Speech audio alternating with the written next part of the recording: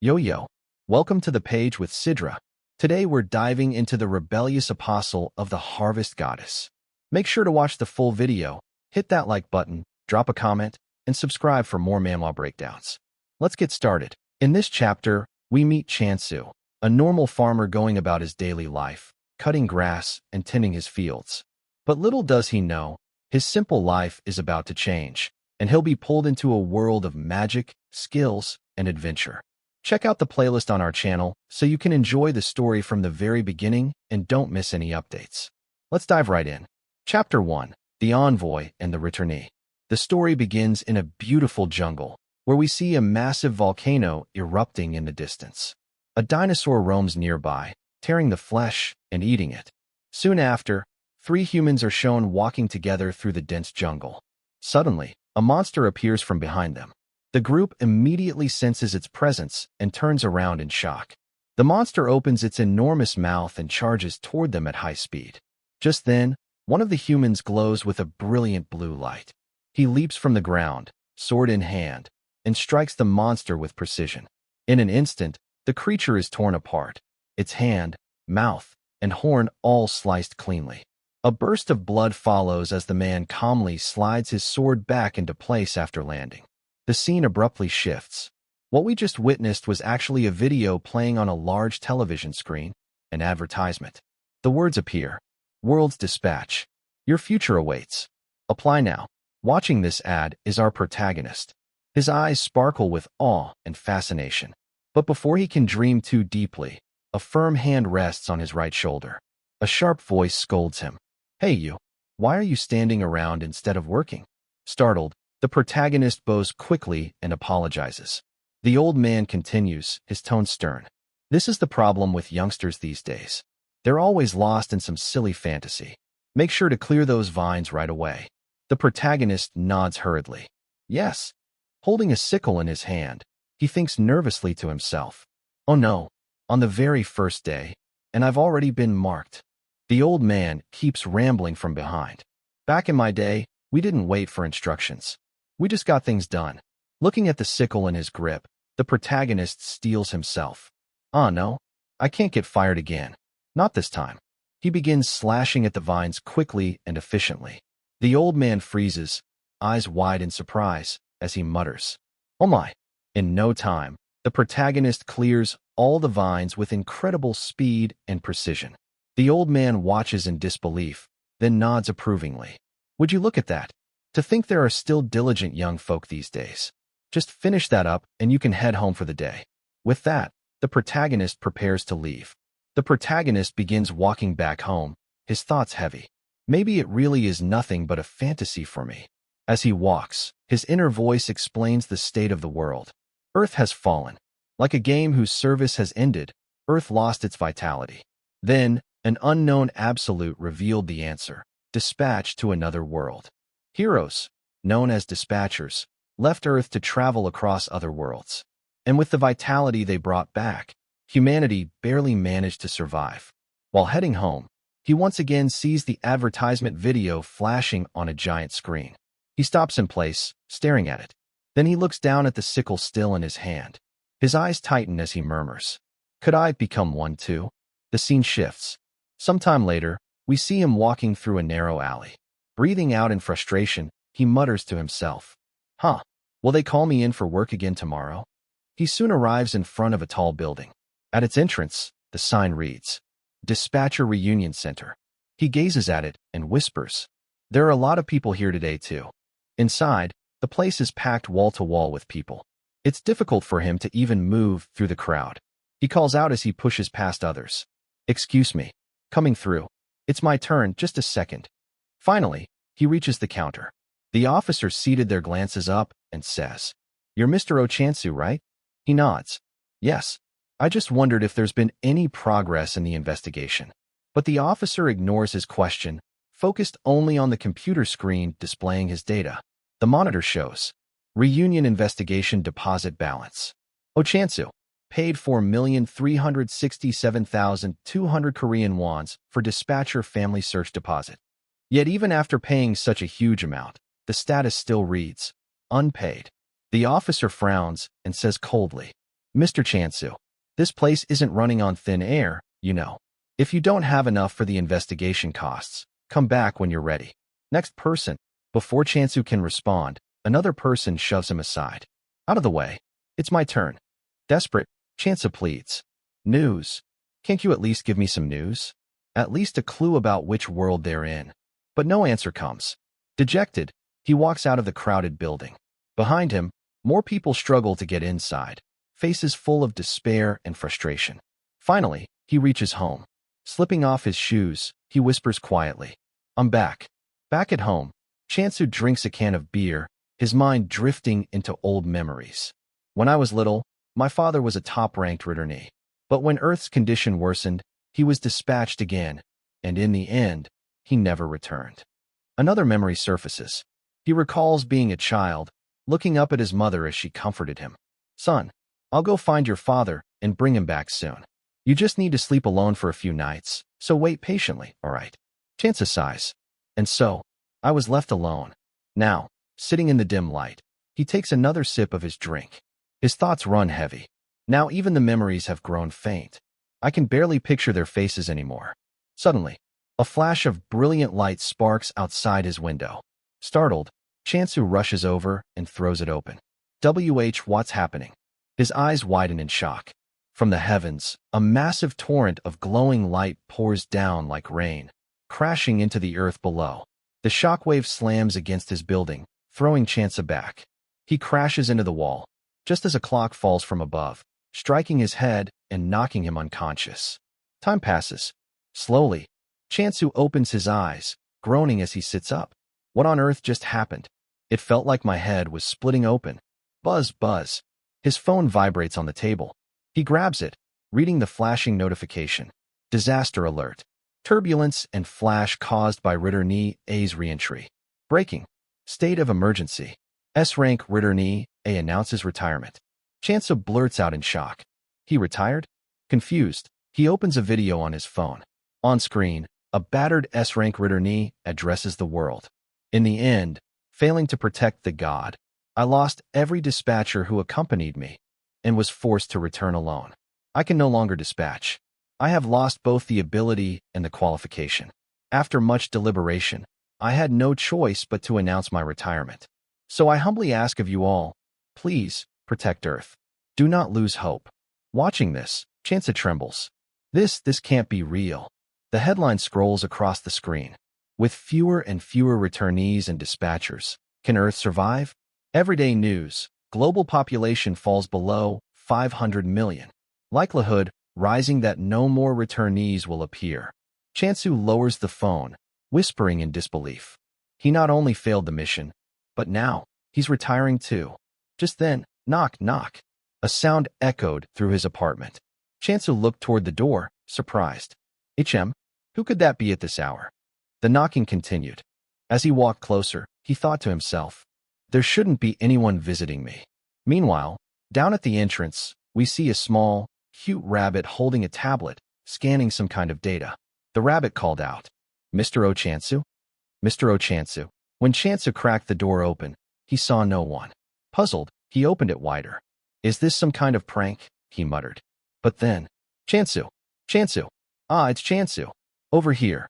Chansu looked down, and his eyes widened in shock as he stumbled back. A rabbit. A talking rabbit. Trembling, he thought. A rabbit? A talking rabbit? The rabbit spoke calmly. Please, calm yourself. I bring you wonderful news, Mr. Chansu. It held out the tablet toward him and said, Congratulations on becoming a dispatcher. Chansu froze in disbelief, his voice trembling. What did you just say? Inside his head, his thoughts were spinning. A dispatcher? From a rabbit? This can't be real. What kind of nonsense is this? The rabbit didn't seem fazed at all. Calmly, it reached into its small pocket and pulled something out. I understand you must be confused, it said gently. In its paw was a card that read, World Dispatch Support Center. But it is a fact, the rabbit insisted. You, Mr. O Chansu, have been chosen. If you still doubt me, why don't we move to another location? The scene shifted. Chansu reluctantly followed the rabbit into a dimly lit tunnel. Their footsteps echoed softly as they walked deeper and deeper inside. The rabbit tilted its head, observing him. Mr. Chansu, do you have any special skills? Chansu blinked. Special skills? The rabbit nodded. Most people have at least one. Chansu let out a bitter laugh. You've got the wrong guy. I've been disqualified from dispatch so many times. The only thing I'm good at is trimming trees and flowers, nothing else. The rabbit's eyes went wide with surprise. Huh? Chansu frowned, annoyed. You didn't know that already? But then, the rabbit quickly shook its head and smiled again. That's quite all right. There must be a reason for everything. The fact that you were chosen will not change, so please, don't worry. Chansu lowered his gaze and muttered softly, almost to himself. Thank you.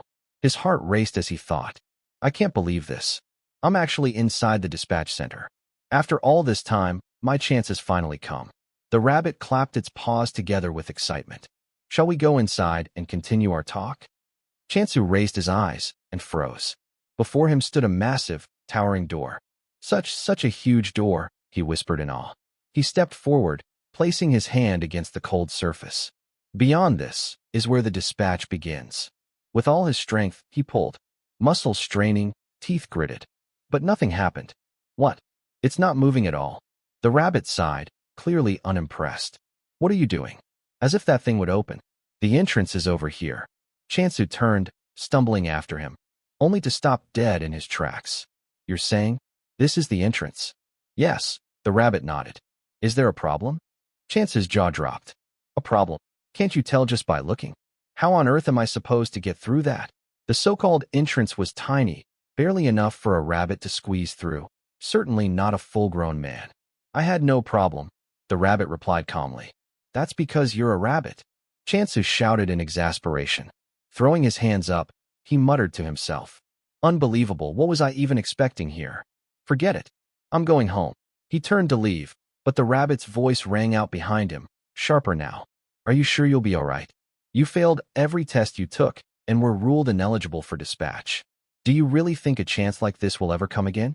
But don't misunderstand. I was only quoting your own words. Chansu stopped mid-step. His heart wavered. Slowly, he glanced back at the rabbit. The rabbit's voice softened again. In any case, it would truly be a shame if you decided to return home. Because you are someone who was chosen through great difficulty. The scene shifted once more. After some hesitation, Chansu reluctantly decided to follow the strange rabbit. The rabbit hopped forward with ease, its small body slipping naturally into a narrow tunnel. But for Chansu, it was a nightmare.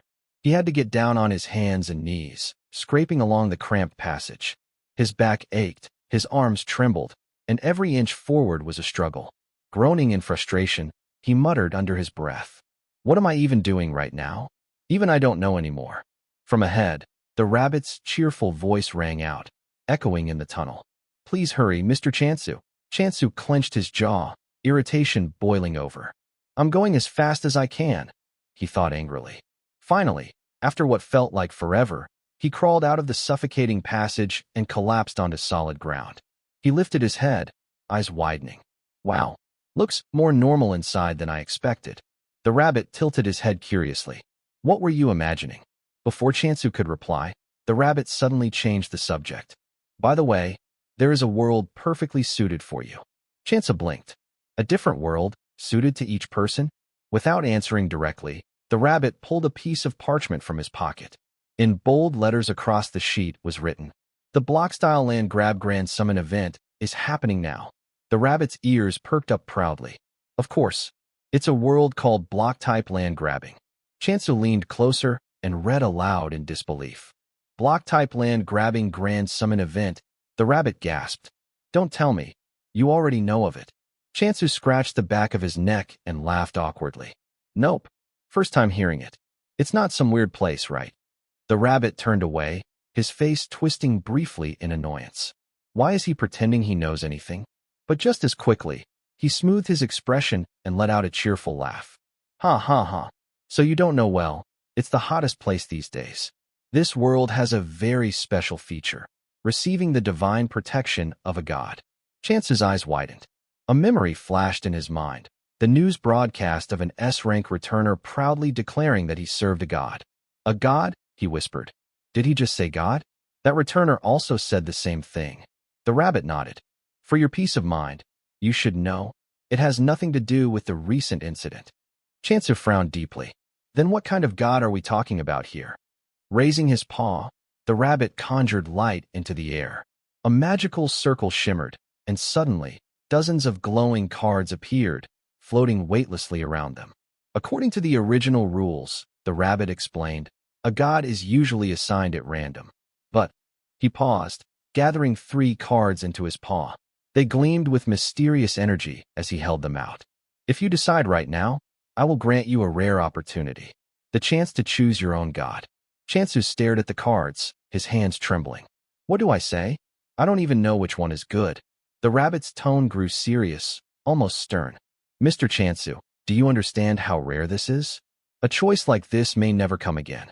Chansu's chest tightened. His mind raced. He's right. This kind of chance. I may never see it again. Why am I hesitating like a fool? With a deep breath, he reached out. His fingers trembled as they brushed over the cards, until finally, he chose the one in the middle. I'll choose this one, he declared with all his strength. The rabbit cocked his head and said, Oh. Chansu picked up a card. His hand trembled. He turned it over, very slowly, like he was afraid the world would change if he moved too fast. An image unfurled from the card. A cold hologram bloomed into the air. A skeleton, hollow eyes, bones that seemed to drink the light, formed before them. Chansu's whole body went rigid. He stumbled backward and yelled, WWAH. WH, what is this? The card's title hovered in the air, God of Negation. A percentage blinked beside it, 44%. Chansu hit the ground and sat back on his behind, stunned. His face was pale. The rabbit shrugged, almost amused. It's just for dramatic effect. Why are you so surprised? Chansu stared at the card, voice thin and shaking. Just what kind of god requires an effect like this? He squinted, reading the small lines as if some detail could fix the shock. The name sounded harsh. The number felt meaningless and vague. He swallowed. He pushed himself up and forced a question out. Excuse me, is it possible to draw again? The rabbit dealt 3 new cards without hesitation. Of course. Thank you. Chansu breathed, and then began drawing. Faster this time. Voice rising with every flip. Wait. Really? He tried to convince himself. This time for sure. He flipped another set. The same ghastly skeleton appeared. Aorg. It's the god of negation again, he shouted, panic breaking through. This is a scam, isn't it? How can I get the same god every single time? The rabbit's face suddenly grew serious. Mr. O Chansu, there is nothing wrong with the cards. Do you understand? Chansu paused, faltering. No. It's not that there's a problem with the cards. He felt the question press at the back of his mind. Why the sudden serious face? The rabbit spread 3 more cards and said quietly, Now, this is your last chance. Please choose carefully. Chansu's whole body trembled. He thought, desperately, anything is fine at this point. Just please, don't let it be the god of negation. Please, please. His hand moved like it weighed a ton. He touched a card. He pulled it close. A different image appeared. Light softened. Chansu's voice exploded out of him. I got it. He stared at the letters. The name read Goddess of Abundance. The probability printed below was laughably tiny, 0.000001%, almost like a typo. Still, it was real. Chansu's chest filled with relief and disbelief. He imagined her at once. Graceful, alluring, radiant. Everything he'd hoped for and more. His cheeks warmed as he daydreamed. The rabbit snorted from the side. What on earth are you imagining? His gaze is so dirty. Then, unexpectedly, the rabbit asked, Shall I give you another chance? Chansu blinked. Didn't he just say this was the last chance? He thought. Out loud, he asked, what happens if I decide on this one? The rabbit's voice turned direct. Well, then, you'll have to depart immediately. Chansu's breath hitched. Immediately like this? The rabbit leaned in, persuasive. Is there any need to hesitate? This is your chance to go beyond a dispatcher and become a returner. Everyone will admire you, Mr. Chansu. You might even be called a savior. Think carefully. A life different from any you've lived until now will unfold. Images of his stale, small life pressed in, failed tests, closed doors, the same tired routines. He felt the weight of the rabbit's words settle on his shoulders. He's right, Chansu thought, quietly but firmly. If I stay like this, I'll just be running in place. I have to make a decision. As then, a glowing system window suddenly appeared in the air. Congratulations. You will serve the god of abundance. The image of your chosen god will now be revealed. Light shimmered brightly, and before Chansu's stunned eyes, the beautiful form of a goddess appeared. Her elegance was overwhelming, her aura warm and divine. Through the system window, the goddess spoke. Welcome, prospective dispatcher. Chansu froze, his mouth hanging open. His heart pounded as he thought to himself. That image just now? The goddess of abundance. Slowly, his shock melted into a wide grin. If I'm with a goddess like her, I feel like I can do anything. Full of excitement, he shouted out loud. All right, now, where do I need to go? From the side, the rabbit casually pulled back a curtain. An excellent choice. Shall we be on our way then? Behind the curtain was a swirling portal. Chansu blinked, pointing in disbelief. Go where what? The rabbit didn't bother answering. Instead, he began to push Chansu closer and closer to the portal. Wait a minute. Chansu yelled, trying to resist. Is there a problem? The rabbit asked, tilting his head. Chansu jabbed his finger toward the ominous vortex. Do I really have to go in there? That thing doesn't look like it's in a good mood. The rabbit simply smiled. Look closely. Is it not beautiful? Chansu grit his teeth, thinking bitterly. Did you ever ask an inanimate object how it was feeling? Anyone can tell that's a crazy, dangerous-looking black hole. Still, I won't back down anymore. I'll succeed and show them all. Before he could resist again, the rabbit placed a hand on his back and suddenly kicked him straight into the portal. Aorg, you damn rabbit bastard. Chansu's scream echoed as he vanished into the void. The rabbit dusted his hands and muttered, I'll be looking forward to it, Mr. Chansu. Scene shift. The rabbit now stood before a shadowy figure. The person's face was hidden. Why did you do that? The figure demanded. You already know why, the rabbit answered softly. That direct intervention is forbidden. The voice grew harsher. I told you we absolutely could not lose him. Have you still not given up on your god? The rabbit's expression trembled, his face tightening with fear. Scene shift again. A system window appeared in the void. Loading. 78%. Chansu drifted through the darkness, blinking at the glowing letters. Huh? What is this now? Another window appeared in front of him. Tip. A god's percentage signifies the size of their faction. Chansu's eyes widened, and he shouted. What? That percentage wasn't the probability. It was the size of their faction? At that moment, he was spit out from the portal, dropping from the sky and slamming into the ground nearly 5 meters below. Ugh! He groaned, then sat up, brushing dirt from his clothes.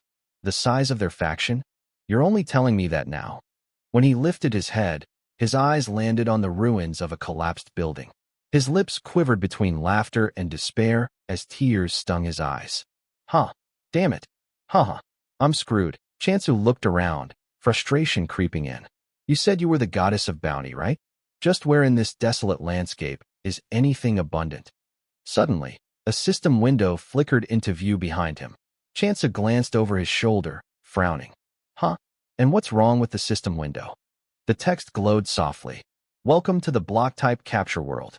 Mr. O Chansu is the apostle of abundance. Secure as many land rights as possible through territory capture. Chansu squinted at the screen, muttering in disbelief. Surely it's not like this just because her influence is small, right? What's with the typo?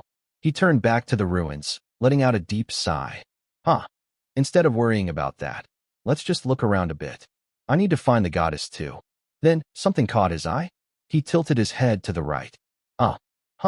This is the sickle? Chansu bent down and picked it up, examining it carefully. What's with the sickle? Did someone use it and throw it away? It's familiar, so it's nice to see, but still. A sudden shift in the air made him freeze. From behind him, a powerful aura emerged, and Chansu's whole body started trembling. Don't tell me. Damn it. A monster? He thought, panic rising. Slowly, fear gripping him, he turned around, clutching the sickle tightly. I haven't even met the goddess yet, and there's already a monster. I can't die like this. First, let me just threaten it with this. Chansu raised the sickle, preparing to strike, but then he noticed something unusual. It wasn't a huge monster at all. It was a small, trembling hamster. Tiny tears rolled down its cheeks, and it looked utterly terrified. Chansa crouched down to get a closer look. Can this even be called a monster? And it doesn't seem to have any hostility, he said, softening. Still, he kept a serious tone, thinking practically. Still, since it's a monster, maybe I'll get something if I catch it. The hamster froze, eyes wide, cheeks paling, as if saying no, I'm not a monster. Chansa stood up, shaking his head with a small smile. As long as they don't swarm me, it should be fine for now. It's kinda cute, too. The hamster squeaked softly, twitching its cheeks, and then began to scurry away. Huh? You're leaving? Chansu asked, stepping closer. A few meters ahead, the hamster paused, moving in a way that seemed to beckon him to follow. Chansu tilted his head, curiosity growing. Could it be? You want me to follow you? Chansu ran after the little hamster, sweat dripping down his face, chest heaving. For such a tiny thing, you're super fast. Where in the world are we going? He thought, panting heavily. The hamster suddenly stopped and squeaked. Chansu skidded to a halt as well, slowing down to catch his breath. He looked at the view ahead and gasped. That's water. In the distance, a small stream flowed gently, glimmering in the light. Chansu crouched and filled one of his bottles with the fresh water, taking a long, refreshing drink. He could hear the hamster drinking too, small squeaks accompanying each sip. After quenching his thirst, Chansu leaned back and let out a sigh of relief. Phew, refreshing. The hamster mimicked him, twitching its little nose as if to say, exactly. Chansu sat beside it, curiosity sparking in his eyes. By the way, do you live here? This doesn't seem like the best environment for a hamster. And do you know where the goddess is? You know, the very bountiful one.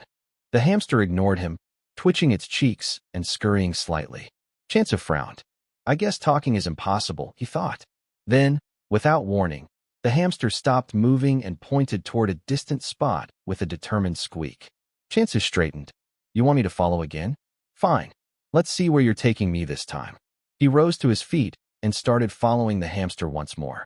After a while, they reached a massive tree, its branches sprawling wide but withered and dry. Chansu stared up in awe. What a huge tree. But this is dried up too, just like the trees on Earth. He stepped forward cautiously, reaching out to touch the trunk with one hand. Crack. Chansu jumped back slightly, looking down at his foot. Huh. Peering closer, he noticed a strange root protruding from the ground. Ginseng? What's this ginseng doing here? The hamster froze, eyes wide, trembling violently. Then it clutched the ginseng and started crying, small squeaks of despair echoing through the clearing. Chansu stepped back, shocked. Sorry. Was that your ginseng? A system window suddenly appeared with a soft chime. Tip. You have discovered the god of this region. Chansu stared at the message, confused. What are you talking about? I discovered the goddess? Where is she? The hamster, furious, bit at Chansu's clothes, squeaking angrily. Chansu gently picked it up, speaking softly. What's wrong? I'm busy right now. The hamster wriggled and gestured frantically, clearly trying to tell him something important. Chansu's eyes widened, realization dawning. His face paled. Don't tell me. He glanced at the ginseng again, heart pounding. Could it be? That shriveled-up ginseng is a god. Sweat poured down his face. In no way. That's not possible. Our goddess was very bountiful. There's no way she's some ginseng. No way. Suddenly, the ginseng glowed faintly green, light shimmering softly around it. Chansu's mind raced. What is that green light? You're kidding me, right? It's just a ginseng. Anyone can see that. The goddess I saw wasn't some damn weed. He closed his eyes, recalling the beautiful image of the goddess when the system first revealed her. Then, the hamster appeared beside him with a magnifying glass, pointing at tiny text near the ginseng. This image may differ from the actual product, the hamster seemed to be saying. Chansu fell to his knees, clenching his fists. What? No. My goddess, no. The land grabbing and the percentage. So that was foreshadowing. Come to think of it, the numbers went up even when I was just drawing cards. He remembered the moment when he had selected the god. At that time, the god of negation's percentage had climbed from 44% to 45%. I thought it was just an error, but it was because the influence was growing. Who would think it's a good card when it comes up that often? He thought, jaw tight with disbelief. Chansu stared at the shriveled ginseng, heart pounding. Then the goddess. Did she end up like this because her influence shrank? She is Goddess of Bounty. 0.0000001%, he thought, disbelief and worry lining his face. He spoke aloud, his voice trembling slightly. By the way, why isn't the goddess waking up? The hamster's tiny eyes welled up with tears, and panic gripped Chansu. Don't tell me. I wasn't the one who dealt the final blow, was I? Still pale and shaken, he grabbed his bottle of water. Well, first, maybe I should give her some water, since she's so shriveled up. Slowly, he poured the water over the ginseng. A soft glow began to spread. Oh, it's working. Encouraged, he continued, emptying the bottle carefully over the tiny figure. Great. Let's give her some more. The hamster's face paled as it watched the unusual scene unfold. From the goddess's perspective, still unconscious, she murmured weakly, confused by the sudden sensation. This is so refreshing. Is it raining? I can't remember the last time I had water. This feels good. It's raining a little too much. Stop. That's enough now. I'm going to drown at this rate. I'm really going to die. Then, with a faint shiver, her eyes snapped open. Chance's face lit up instantly. She's awake. The hamster squeaked happily, relief flooding its tiny body.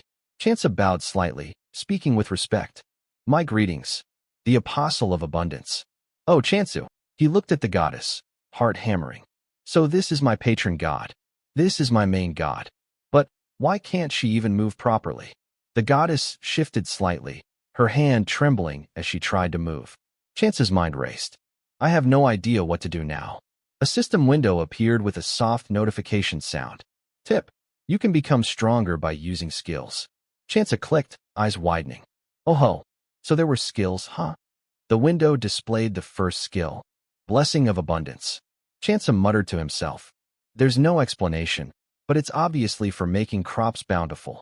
He scrolled further and noticed another skill. Bounty's Blessing, Decapitate. His face paled further. Decapitate? He thought frantically. Decapitate? As in cutting off a head. Beheading the bourgeoisie to live a bountiful life. Is that the kind of bounty you're talking about? Chansu's voice trembled as he spoke aloud. My lady, this skill, decapitate, it's not what I think it is, right? The goddess indicated with a sign, beheading. Chansu froze. Huh? Are you telling me to behead someone? She nodded solemnly. His thoughts raced, trying to make sense of it all. Come to think of it, since she's the goddess of bounty, she's probably related to agriculture. He recalled the definition he'd read before. The industry or occupation of cultivating land to grow plants necessary for human life, or to raise useful animals. Especially in farming, it can also include dairy and forestry. He looked at the skill again, realization dawning. Does that include slaughtering? Wait a minute. As Chansu turns back, looking at the hamster, he thinks to himself, wait a minute. Does that mean? No way. Is this little one included too? Chansu's eyes flick with a murderous intent. The hamster, who was dancing a moment ago, looks behind and squeaks. Chansu speaks. I'm sorry. He raises his sickle upward, preparing to attack, and mutters. I guess I can't help being an apostle. The hamster gets scared. Chansu slashes toward the hamster, but the hamster dodges quickly. The hamster's eyes fill with tears as it scurries behind the goddess, trembling in fear. Chansu speaks, conflicted. I don't want to do this either, but it's all for the goddess. The hamster, pale and shivering, watches him. But then, both the hamster and the goddess suddenly tense, fear emanating from them toward Chansu's back, as if sensing some danger. Chansu turns back and speaks. There's something there. He turns fully and sees a monster. Chansu shouts. What is that? A strange, terrifying monster has appeared. The hamster, who had hidden behind the goddess to protect itself from Chansu, now rushes ahead to protect the goddess from the monster. Chansu, watching this, thinks to himself, oh no, was this little guy not the monster? I was mistaken. Chansu looks forward and thinks. Then, I have to defeat this thing. The monster is surrounded by a dark, black aura. Chansu grips his sickle tightly and thinks. Can I do it? No, I have to do it. And I can see it clearly. Where I need to cut. A hologram mark forms around the monster's neck as a system window pops up. Tip. You can activate the skill Decapitate. Chansu jumps and leaps toward the monster, moving his sickle. Finally, Chansu cuts the monster easily. The The goddess and the hamster are shocked at how effortlessly Chansu defeated it. The monster disintegrates into nothingness. Chansu walks toward the goddess and asks, "Are you all right, goddess?" He looks at the hamster, tears in its eyes, and thinks, "This little one protected the goddess in that brief moment." Chansu goes down on both knees and bows fully, speaking, "I'm sorry. I made a stupid misunderstanding." The hamster smiles and gestures toward the goddess. Chansu, eyes brightening, speaks, "Will you forgive me?" Hamster thinks for a moment, then shows Chansu a thumbs up. Chansu smiles and replies, "You forgive me? Thanks, Hamdal." As Hamster listens, he tries to point something out. Chansu, understanding, smiles and says, "Oh, I came up with a name. How is it? I thought we'd need one if we're going to be together from now on." Hamster eyes brighten, thanking Chansu silently. We see the hamster and goddess dancing happily together. Suddenly, a system window pops up beside Chansu. Chansu turns toward it and reads, "The head will be automatically transported due to the skill's effect. Immortal Ogre Hunt 1/." Chansu speaks, surprised. So its name was an Immortal Ogre. Isn't that too scary of a name for its difficulty level? Another system window pops up. TIP. The transported offering now belongs to the goddess. As Chansu looks toward the goddess, he speaks, "Huh, goddess? Your skin seems to have gotten smoother." Chansu thinks to himself, "If I keep doing this, you'll return to your bountiful form." Chansu runs forward, ready to hunt more immortal ogres, shouting, "All right, I'll go hunt some more, goddess." Hamdal follows him, running from behind, and then the goddess, waving her hand to say goodbye. Chansu finally reaches a distant area and sees many immortal ogres roaming around. A system window pops up, catching his attention. Chansu speaks, "Huh." The system window reads, "Tip. Unidentified points exist. Points are used to utilize the world system. Cannot be traded between individuals." Chansu, surprised, mutters, "Points? When did I get these?" He looks to his left and speaks, "It seems like a good thing. Many immortal ogres are approaching from that side." Chansu readies his sickle and thinks, "I need to get rid of those things first. I'm glad I have this skill. It's not even hard to use for its power. And on top of that, these mud monsters are slow." Chansu leaps forward at the monsters, shouting, "Activating skill Decapitate." Another system window pops up. Tip. Acquire points by hunting monsters. Chansu, determined, thinks, "All right, should I start by catching just 100? The system window updates. Immortal Ogre Hunt 4. After defeating many immortal ogres, Chansu starts returning to the goddess.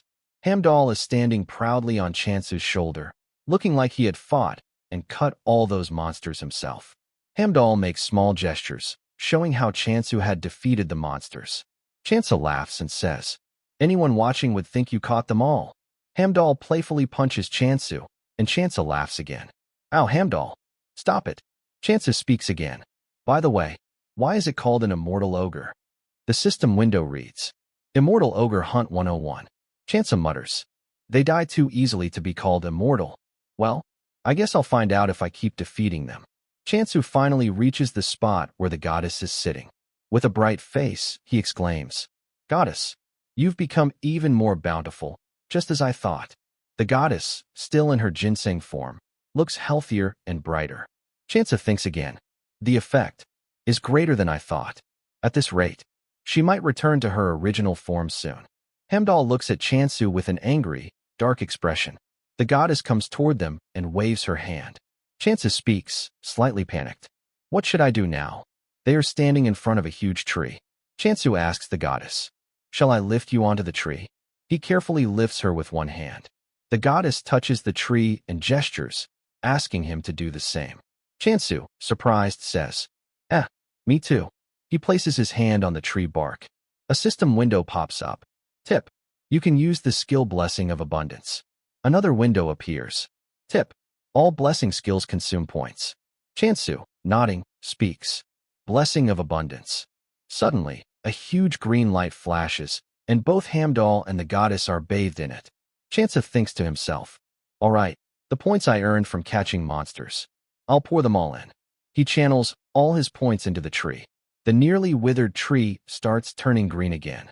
Leaves grow, branches expand, and huge apples sprout all over it. Chansu, amazed, says, It's done. That's an apple. He grabs one of the apples, which is double or triple the size of a normal apple. Chansu thinks in awe. I never even saw one back on Earth. Were apples always this big and heavy? He wants to eat it immediately but pauses. Chansu kneels and bows deeply, speaking respectfully. I offer the first harvest to the goddess. The goddess happily accepts it. Chansu thinks as she grabs the apple. I hope you quickly return to your former self. But her current form might be pretty cute too. As the goddess starts absorbing the apple, it shrinks rapidly in her grasp. Her absorption grows fiercer, and the scene shocks Chansu. He's slightly scared of her power. After finishing the apple, the goddess smiles. Chansu thinks, how on earth can she absorb it like that? I'd better be careful not to get on her bad side. Chansu climbs the tree, grabbing more apples. He turns to Hamdal, holding a big one. Hamdal, let's eat too. Hamdal squeaks happily. Chansu thinks to himself. She's a goddess who grants a terrifying skill like decapitate. I can't let my guard down. He takes a bite, thinking, I shouldn't let my guard down, but this is delicious. Chansu and Hamdal happily eat the apples together. Hamdal finishes quickly, but Chansu keeps eating, grabbing 2 apples at once. Chansu thinks, savoring the taste. This apple, it's just so delicious. From behind the tree, the goddess watches Chansu. She thinks to herself, what is this? Defeating monsters in a single day, and raising a giant tree in an instant. Where did a monstrous child like this come from? As the new chapter begins, the story shifts to the history of the gods. Abundance, the deity in charge of food, was by no means a small force. Its strength came from high-quality agricultural products, which made it respected and powerful. But when corruption began absorbing the other factions, Abundance had no choice but to flee before such a massive power. To survive, Abundance abandoned its trade and began hunting monsters. However, the forces of Abundance, unfit for combat, could not win a single battle. As a last resort, they modified their basic skill, Harvest, into Decapitate.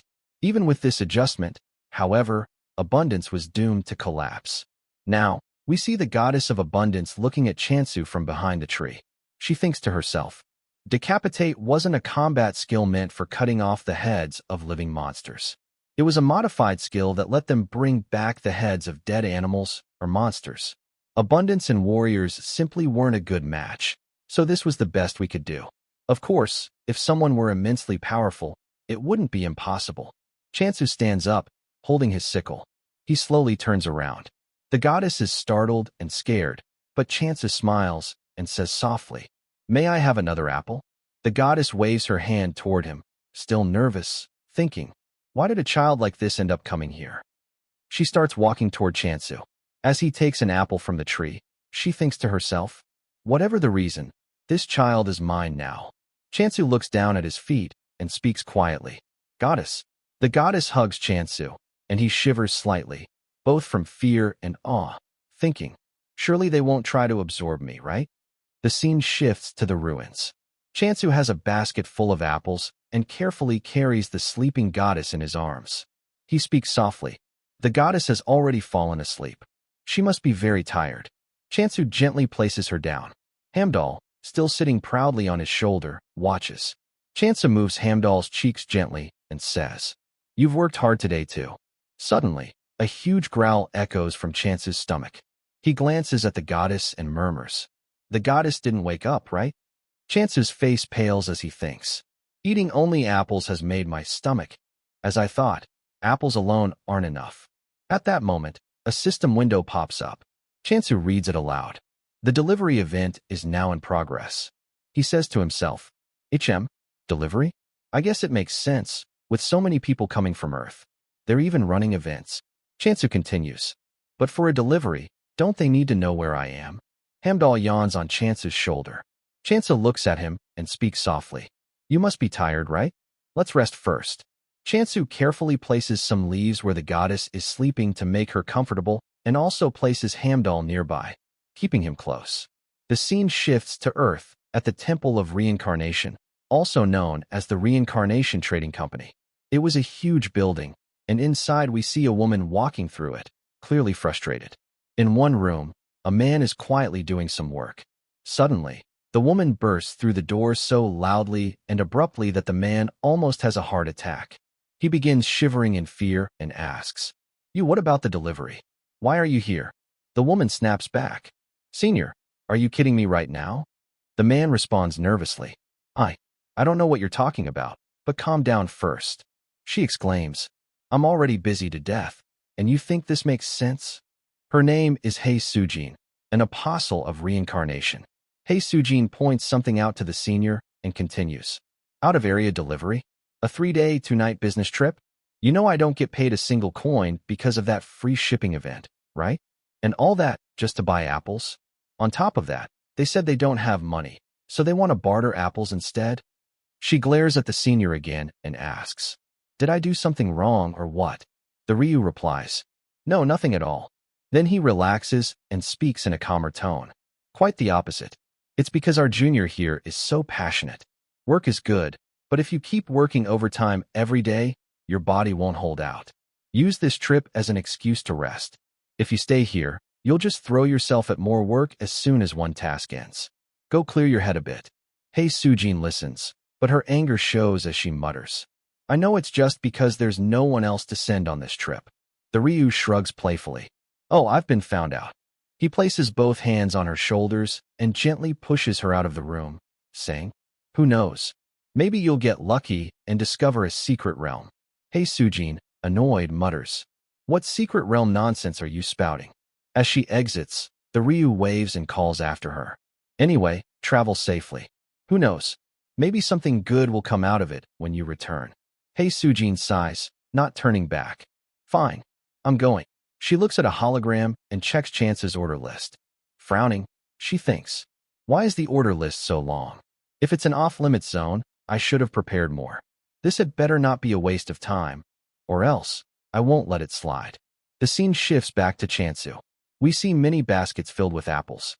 Chansu walks around, speaking to herself. "Ready or not, here I come. Your first showing." Meanwhile, Hamdall is hiding behind the apples, happily nibbling on one. Chansu searches for him and says, "Don't laugh, or I'll hear you." Then Chansu notices an apple that has been partially eaten. He says, "Now, where are you hiding? Are you hiding behind the apples?" He lifts his hand and grabs Hamdall, saying, "Finally." Chansu smiles as he holds Hamdall and says, "Got you, you rascal." Chansu gently pinched Hamdall's cheeks and said, "Didn't I tell you not to nibble the apples? I'll say it again. These aren't for eating, they're for trading. We're supposed to meet someone today. What if you keep messing around like this?" He thought to himself, "They've come all the way here, so I can't make a bad impression during the first meeting." According to the information he got when signing up for the delivery event, this world, true to its name, was divided into territories shaped like blocks. Though it looked like ordinary land, there was a shimmering wall at the edge of each block. To move to another block, you needed a movement ticket, and only one was granted per day. Around him, there was literally nothing. Even reaching the nearest village would take a week. He almost ended up living off nothing but apples. Chances said aloud, "Isn't it amazing that delivery only takes 2 days?" He lay down on the ground and continued, "I don't know how they manage it, but whatever. At least send me a sleeping bag quickly. Though a bedroll would be even better." Sitting up, he looked toward the goddess and spoke, "Oh, there's even a cushion for the goddess." He thought, "If I don't want to end up like a mummy, I'd better keep raising her affection bit by bit." Suddenly, he heard a voice from a monster on his left side. Instinctively, he grabbed his sickle and spoke. Funny enough, even monsters offer delivery service. Since yesterday, they've been showing up on their own. He saw a large group of immortal ogres nearby. Smiling, he said, "So it really was an undying monster, just like they said. Though I guess revives would be the more accurate term. Whatever the case, should I take it down?" Leaping toward the monsters, Chansu swung his sickle, cutting them down one by one. From the side, another immortal ogre appeared. Chansu glanced to his left as the ogre attacked. He dodged the attack and thought, as expected, its movements have gotten slightly faster. Do monsters grow stronger, just like skills do? Again, Chansu jumped and leaped toward the monster. He thought, well, even so, it's only at a weak level. After cutting down many immortal ogres, a woman appeared, flying in the air. It was Hei Sujin. She used special shoes to stand mid-air while observing the scene. Her face went pale as she whispered, "Crazy." Chansu and Hamdal were laughing wildly after defeating the immortal ogres. Hei Sujin watched them and thought to herself, "What the hell is that?" She continued thinking, her face pale with disbelief. An undying fiend. Because it gave more points than regular monsters, it used to be a main hunting target. But no matter how many times it was killed, it resurrected the next day, even stronger than before. Even if you moved to another block, it would keep chasing you. An incredibly persistent monster. On top of that, it left a curse on its targets, slowly wearing them down until they eventually collapsed. That's why everyone avoids it. As she observed Chansu still cutting down the undead, she couldn't help but think, what kind of lunatic is he? Is he not afraid of Hyun's retaliation? I don't see any sign of him purifying the curse either. Don't tell me a sword master. She shook her head slightly, trying to make sense of it. But still, why would a sword master be dealing with apples of all things? Better not provoke him. Who knows what might happen if I upset him? Hei Sujin carefully moved toward the ground, keeping her distance. Meanwhile, Chansu wiped the sweat from his forehead. On his shoulder, Hamdal mimicked him, pretending as if he were the one who had defeated all the monsters. Chansu then noticed the system window popping up in front of him. He smiled as he read it aloud. More points came in again, didn't they? It's already increased by 10%, going up 5% each time. With the blessing, 1 apple costs 1,000 points. So hitting 100 apples a day isn't a problem. At first, I wondered why there was a shrine in a place like this. Was it because this is a jackpot block? As Hei Sujin approached, Chansu turned to look at her. She bowed politely and spoke with a smile. "Excuse me, Mr. O Chansu. It's a pleasure to meet you. I'm Hei Sujin from the Reincarnation Trading Company. I've got your delivery." Chansu extended his hand for a handshake and said, "Oh, you managed to find this place on the first try?" Hei Sujin chuckled softly and replied, Haha, you kinda stood out." She thought to herself as she observed him. He's someone who handles an undying fiend like it's a toy. I can't let my guard down. I shouldn't, but... Then she noticed Hamdal sitting on Chansu's shoulder. Her eyes widened, and she couldn't contain her thoughts. What the heck is that squishy little dumpling thing? She looked as if she wanted to grab Hamdal, thinking frantically, "I want to touch it. I want to touch it. I want to pinch it. I want to touch it. I want to pinch it. I want to touch it." Hamdal, noticing her intense focus, hid behind Chansu in fear. Chansu turned to her and asked calmly, "Are you feeling unwell?" Hei Sujin quickly replied, No, I'm fine." But in her mind, she still thought, "I want to touch it." Chansu then turned back toward the apples and said, "Then shall we get going?" Hei Sujin reluctantly followed, still fixated on Hamdal, trying not to show how much she wanted to touch him. As they reached their destination, she paused for a moment, inhaling deeply. "The smell of apples, it's wonderful," she said softly. Chansu smiled at her and replied, "Right? They grew really well." Chansu reached into the basket and picked up an apple. Hei Sujin, looking at the tree in front of her, thought to herself, "Is this really an apple tree? How is it this big?" Chansu turned to her with a smile. "Would you like to try one?" Hei Sujin blinked in surprise. "Oh, is that okay?" When she held the apple in her hands, she was shocked. Her thoughts raced. It's not just the tree. Is this really an apple? She brought it closer to her mouth, thinking carefully.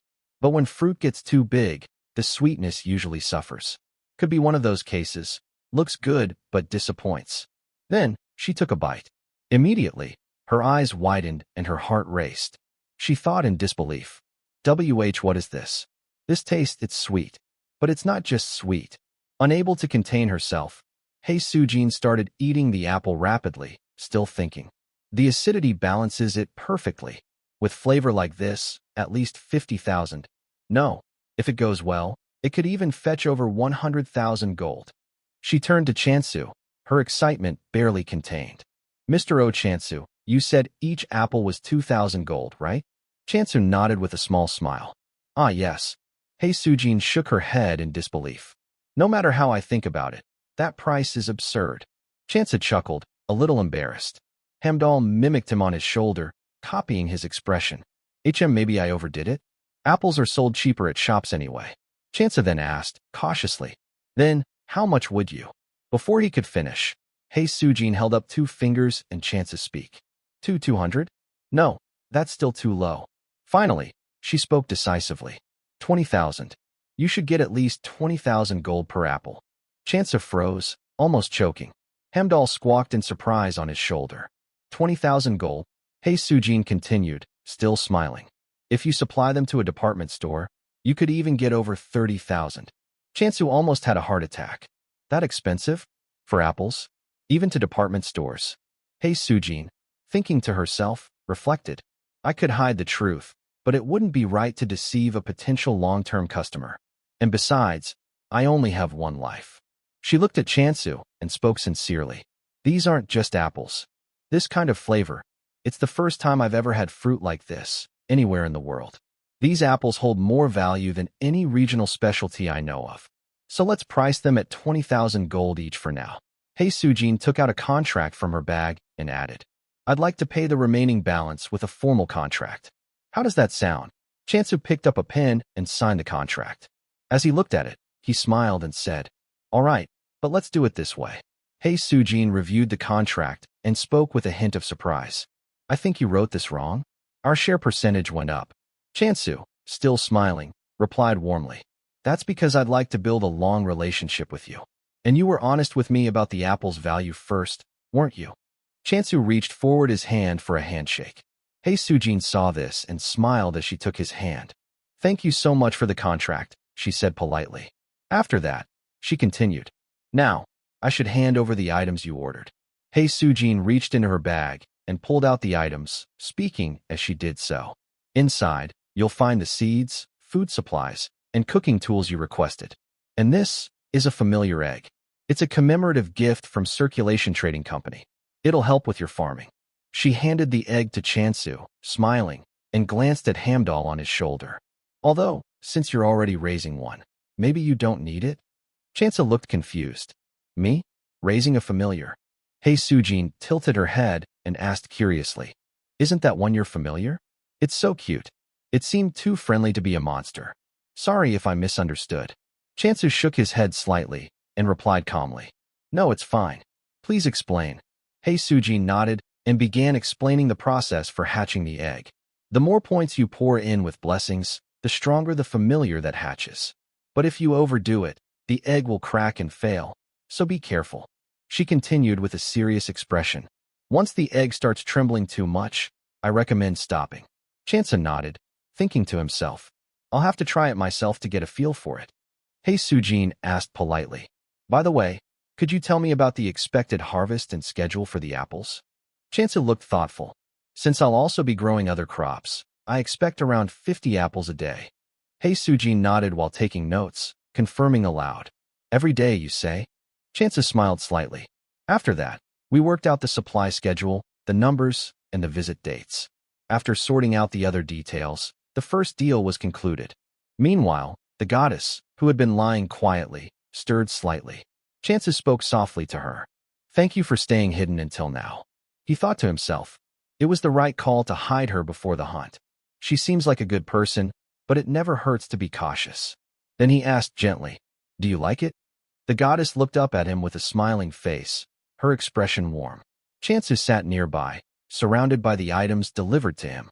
He murmured to himself, To think selling just apples could make life this abundant, it's all thanks to the goddess. The goddess walked over to the familiar egg.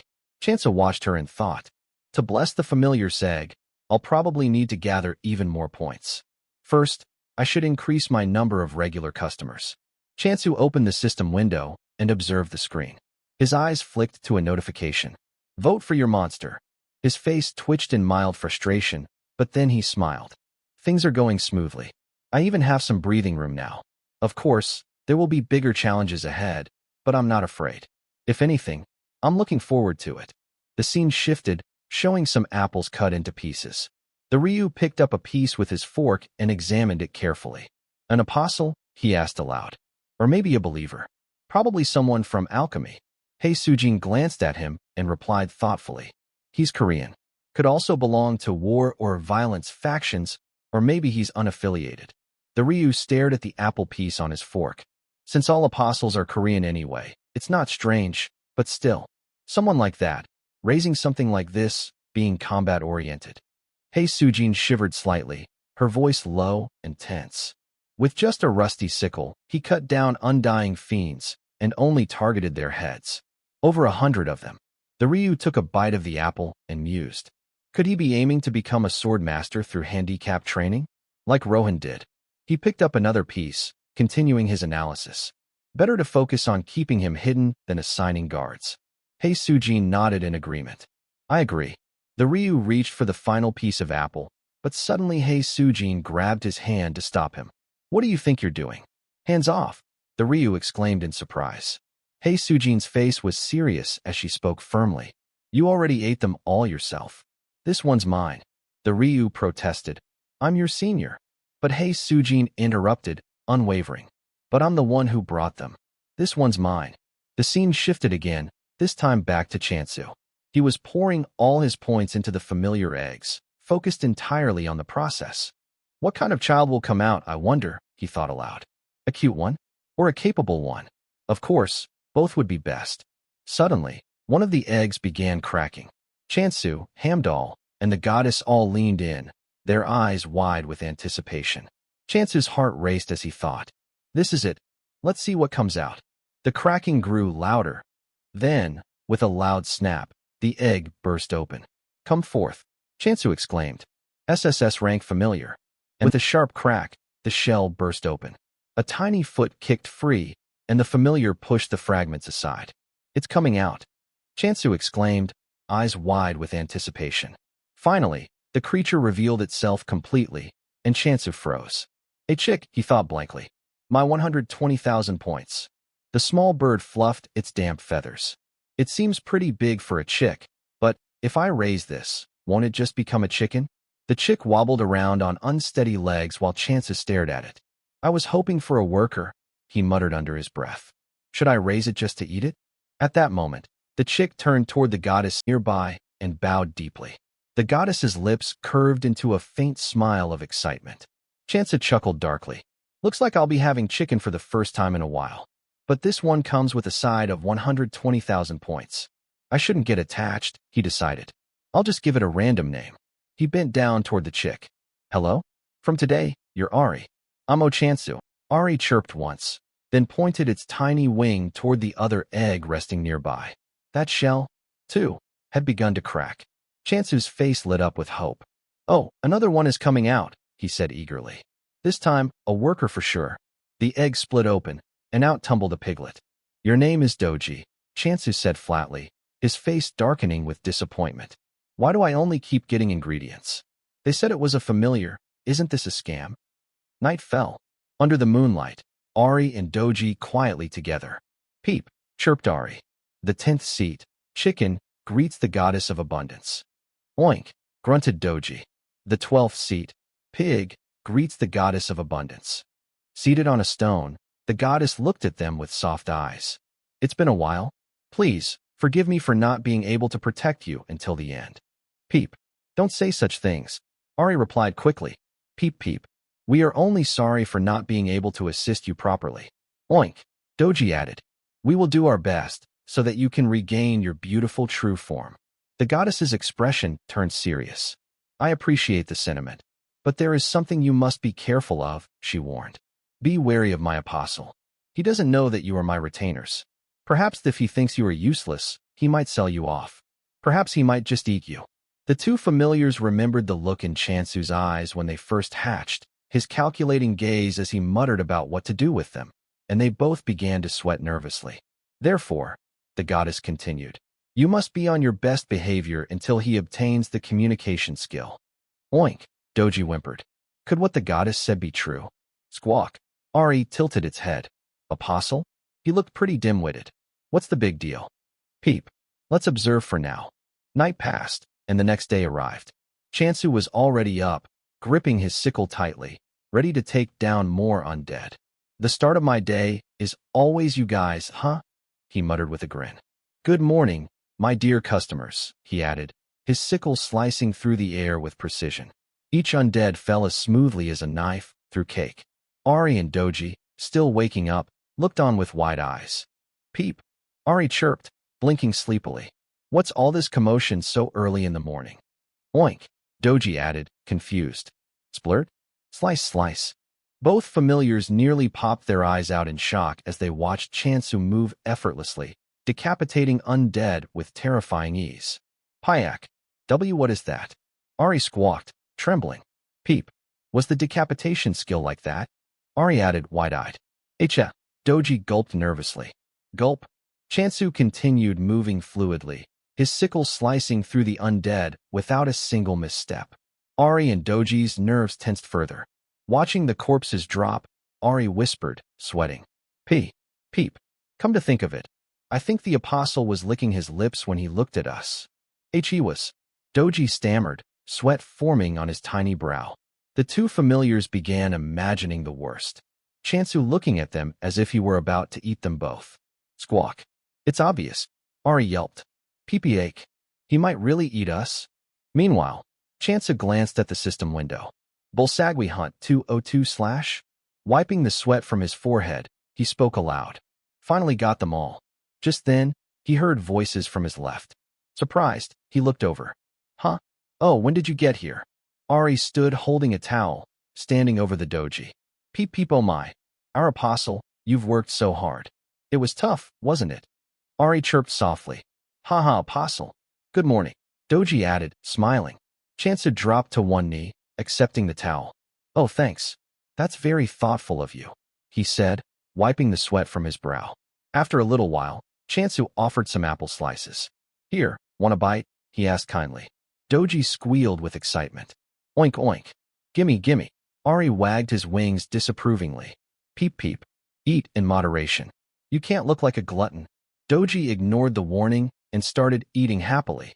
As expected, Chansu said with a smile. They have a healthy appetite. Eat a lot and grow up quickly. Oink. Hee, this is yummy. Doji said between bites. Chansu glanced sideways and muttered thoughtfully. I heard that grapefruit pork is trendy. Does feeding them fruit make it taste better? Ari tried to stop Doji from overeating, panicked. Stop eating, you pig. You're going to become apple-flavored grilled pork belly. But Doji didn't listen and continued munching enthusiastically. Chansu looked at Ari. Should you eat too? Ari sniffed the apple, eyes widening in shock. What is this fragrance? He put in at least 500 points worth. Is he insane? That's a normal apostle's daily income. Shaking his head to clear his mind, Ari stood firm. Peep. One won't fall for it. Chansu looked at Ari, who was hesitating in front of the apple slices. Are the apples not to your taste? He asked, frowning slightly. Then, reaching for a small bag of grains, he continued. You'll eat grains, right? Ari stiffened, glancing at the pot filled with grains. I'm different from the pig. I will never become fried chicken, he thought resolutely. But, despite his determination, Ari slowly began pecking at the grains. Chansu chuckled softly. Unlike Doji, Ari is a small eater, huh? Soon, it was time for Chansu's 3-minute farming class. All right, everyone, let's go step by step, Chansu instructed. Have Doji dig the ground. Ari, plant the black beans carefully. Cover the ground again and give it some water. And now, the blessing of abundance. Click. See, it's easy, right? Our goddess is the best. As Chansu finished, he noticed a small, shiny bead among the harvested crops. All right, perfect, he said, holding the bead in his hand. But then, a sudden, murderous intent seemed to radiate from behind him. Chansu shifted the bead left and right, watching carefully, while Ari mirrored the movement, curiously following the shiny object. Do chicks like shiny things? Chansu thought. It's not a crow. No. Wait, the first harvest must be offered to the goddess first, he exclaimed. Chansu placed the harvest in front of the goddess. She smiled, leaning forward and absorbing the crops with surprising vigor. This is a method of consumption I can never get used to, Chansu thought, silently shivering. Let's eat too, quickly. We have to plant potatoes and sweet potatoes later, he said, handing some of the harvest to Doji. Doji immediately started devouring the crops. Oink! Yummy, he exclaimed happily. Doji has always been a big eater, so that's expected, Chansu observed. But Ari, despite being a small eater, had started eating almost as much as Doji. Chansu raised an eyebrow. Wasn't Ari a small eater? He thought, surprised. Before long, both Doji and Ari had eaten so much that they nearly doubled in size from their previous form. Peep, Ari muttered weakly. In the end, I was defeated by my appetite. I'm so screwed now. Chansu smiled warmly. It's nice to see you eating well. I should hurry up and grow other crops to give you. Suddenly, he remembered. Oh, right. I said I'd start selling the apples today. I wonder if they're selling well.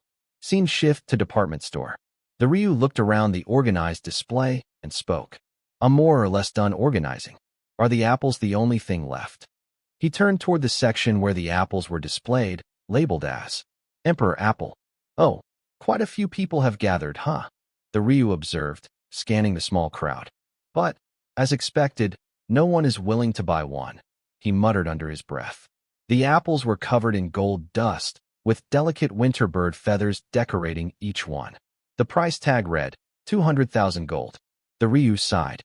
With a flashy name like Emperor Apple, I packaged it to look luxurious, but people are still hesitant. Shoppers whispered among themselves, clearly confused. What kind of apple is that expensive? This is too much. The Ryu shook his head. The high price is making people hesitate. I can't run a taste testing corner. Isn't there a way to spread the word that it's delicious? Their minds would change after eating just one. Just then, a clear, polite voice rang out from the crowd. Thank you, valued customer. The Ryu snapped out of his thoughts and turned toward the commotion, running over with concern. What's going on? He asked, panicked. He saw a massive crowd gathering around the apples, and his jaw dropped. Really? They're buying all of it? Turning to the seller at the counter, he asked urgently, What's all this commotion? What's happening with the Emperor apples? The seller pointed and replied, Sir, look at this. The Emperor apples, they're sold out. The Ryu's eyes widened in disbelief. What are you talking about? There were still some left just a moment ago. The seller explained, Well, someone tasted one, and then they bought all of them. Looking at the payment signature, it says, Rohan. The crowd started murmuring nervously, pointing at a tall figure leaving the store with a large sack slung over his back. That's Rohan, right? Is that a sack of apples on his back? The seller shrugged. He seemed like someone famous. I was just dispatched here, so I don't really. The Ryu's voice cracked as he shouted, eyes wide. Our Rohan. If it's Rohan, the pioneer of the handicap training method. Excitement rippled through the crowd. It's Rohan, the unrivaled sword master. As Ryu shouted, this is a huge scoop. For someone like that to buy up all of our apples. Meanwhile, Rohan was already enjoying his purchase, taking a bite and smiling. It's delicious, he said simply, savoring the flavor.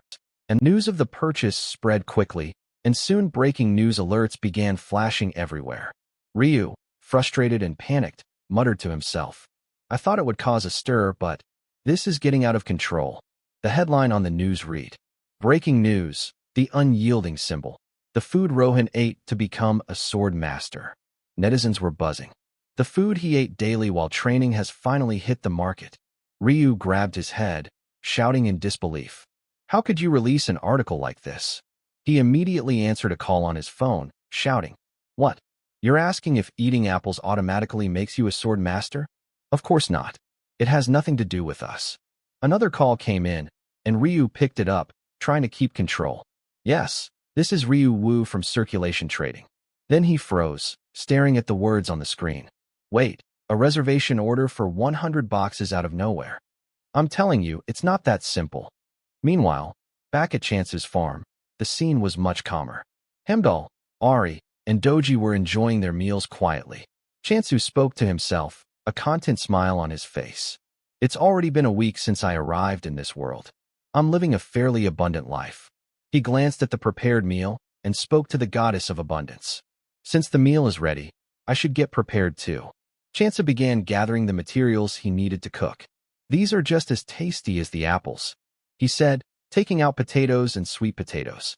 He started peeling and cutting the potatoes, carefully preparing them for cooking. Doji waddled closer, eyes wide and tail wagging, trying to speak. Oink, oink. Chansu shook his head and said firmly, I'm not making this for you, you know? And you just ate a moment ago. Doji made an irresistibly cute expression, and Chansu couldn't help but sigh. Fine. Here, eat this at least, he said, offering a small piece. Just then, Hei Sujin arrived, smiling brightly. Oh, Mr. O Chansu, she called out. Chansu turned, smiling back. Ah, you're here. Hei Sujin held something from her bag and spoke excitedly. Mr. Chansu, you've managed to hatch all your familiars, triple. The cuteness. Doji, Ari, and Hamdal scrambled to hide the goddess of abundance behind their backs. They were sweating nervously, thinking, I mustn't expose the goddess to an outsider. Protect her at all costs. Protect the goddess no matter what. Chansu smiled, glancing at Hei Sujin. Ah yes, of course. So what brings you here? Hei Sujin pulled out a tablet, showing Chansu the sales data, and spoke proudly. I have good news. Would you like to hear it? Don't be shocked. They all sold out at 200,000 gold each. Sold out for 2 days straight. Chansu's eyes widened in disbelief. 200,000 gold each. And for 2 days in a row. Hei Sujin let out a small sigh, speaking softly but with a hint of exasperation. Don't even mention it. It's chaos because they can't get enough. Chansu glanced at his system window, noticing that ordinary apples here only cost 990 gold. He raised an eyebrow and muttered to himself. Apples here aren't even considered expensive. Are there really that many rich people? He thought for a moment, calculating silently. Anyway, my cut comes to about 30%. That means 60,000 gold left per apple. If I sell 50 a day, that's 3 million gold daily. Which means an annual income of 1 billion. Chansu closed his eyes and imagined himself swimming in gold, visualizing himself as a billionaire. He lost himself in the daydream for a moment, before snapping back to reality. If that happens, I could even find clues about my parents, he whispered to himself, a serious glint in his eyes. Then, checking the department store commission, he spoke aloud, still calculating. The department store commission is quite high, isn't it? Since you've provided a hit product, I'll try to negotiate it lower. Chansu frowned slightly, thinking cautiously. I hate to throw cold water on this, but... He looked at Hei Sujin and asked, carefully, how long do you think the bubble around imperial apples will last? He pondered quietly, imagining the limits of the hype. They may be popular now, but there's no way they'll keep selling at 200,000 gold forever. Hei Sujin nodded understandingly, her voice calm and confident. I understand your concern. But even with 1 million potential customers, selling 100 a day would take 27 years. Along the way, loyal customers will form too. Chansu blinked, flustered, scratching the back of his head. Huh? That's what? Isn't that too many expected customers? Hei Sujin smiled gently, reassuring him. By Earth standards, yes. But the current market is the size China once was. You don't need to worry. She reached for Chansu's hand, her grip firm but friendly. So, Mr. O Chansu, would you consider increasing apple production? Chansu hesitated, releasing his hand slowly. For now, other crops have ripened too. Wouldn't you like to taste them first? Hei Sujin gave a playful smile, grabbing his hand again with more determination. They're just as delicious as apples. Chansu's eyes widened slightly, a tinge of panic in his expression. Wait, my blood circulation. It's cutting off. Later, some time had passed. Hei Sujin was sitting at the table, waiting patiently as Chansu prepared the new products. Chansu spoke with a proud smile, presenting the first dish. Thank you for waiting. Then first, we'll start with boiled potatoes. Hei Sujin clapped lightly, her eyes sparkling with anticipation. Thank you for the meal. She picked up a piece of potato and took a bite. Her face brightened instantly as she spoke, clearly impressed. Sweet. Add some salt, and it's a heavenly sweet and salty combo. The skin has a nutty aroma, which is fantastic. The fluffy texture is the best. Chansu, serving more pieces, thought to himself with relief. Thank goodness, the reaction is good. He continued, serving the rest while speaking cheerfully. I also prepared pancakes and fries. Hei Sujin's eyes widened even more in expectation as she reached for a piece. She took a bite and spoke in awe, her voice full of emotion. This tastes like something a high-end restaurant could sell. These potato fries could be considered the main dish, not a side. Chansu smiled warmly at her reaction. I'm glad it suits your taste. And for the finale, here's what Doji goes crazy for, roasted sweet potatoes. Hei Sujin took a bite of the roasted sweet potatoes, her eyes lighting up in delight. She chewed carefully, savoring the sweetness and aroma, clearly loving every bite. Hamdal waddled up to Chansu's shoulder, peering curiously at the food. Doji, not to be outdone, squealed excitedly. Oink! Give me two. Give me two. Ari, standing nearby, looked frail and exhausted, as if he had just fought a battle, his tiny frame almost comically thin. Chansu handed them both food, speaking with a mixture of amusement and concern. All right, let's all eat together. Ari, why are you so skinny? Doji, you stole Ari's share, didn't you? Hamdal tiptoed toward Hei Sujin's plate, drawn by the delicious smell. Hei Sujin's eyes sparkled as she saw him reach for it, her fingers itching to grab him. She couldn't resist the cuteness and exclaimed, "So cute. So fluffy." Chansa chuckled and asked her thoughtfully, "I'm thinking of selling these too. What did you think?" Finally, Hei Sujin gently scooped Hamdal into her arms and spoke, her voice polite but sincere. "First, thank you very, very much for the delicious meal. But, can you cultivate these while also increasing apple production?" Chance's expression turned serious as he considered the request. That would be difficult without more points coming in. He thought quietly to himself, calculating the limits of his resources. I can't spend all my points just on farming crops. Hei Sujin, sensing his hesitation, spoke softly but firmly. In that case, I appreciate the effort, but could I ask you to focus on apples instead?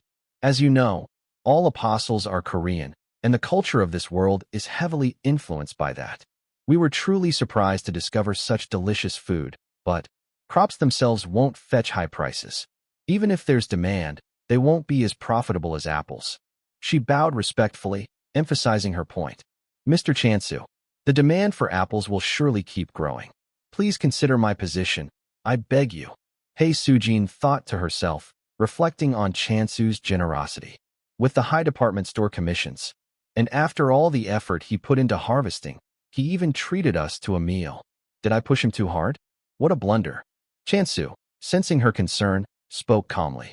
Will 100 do? Hei Sujin blinked in surprise, her voice barely above a whisper. What?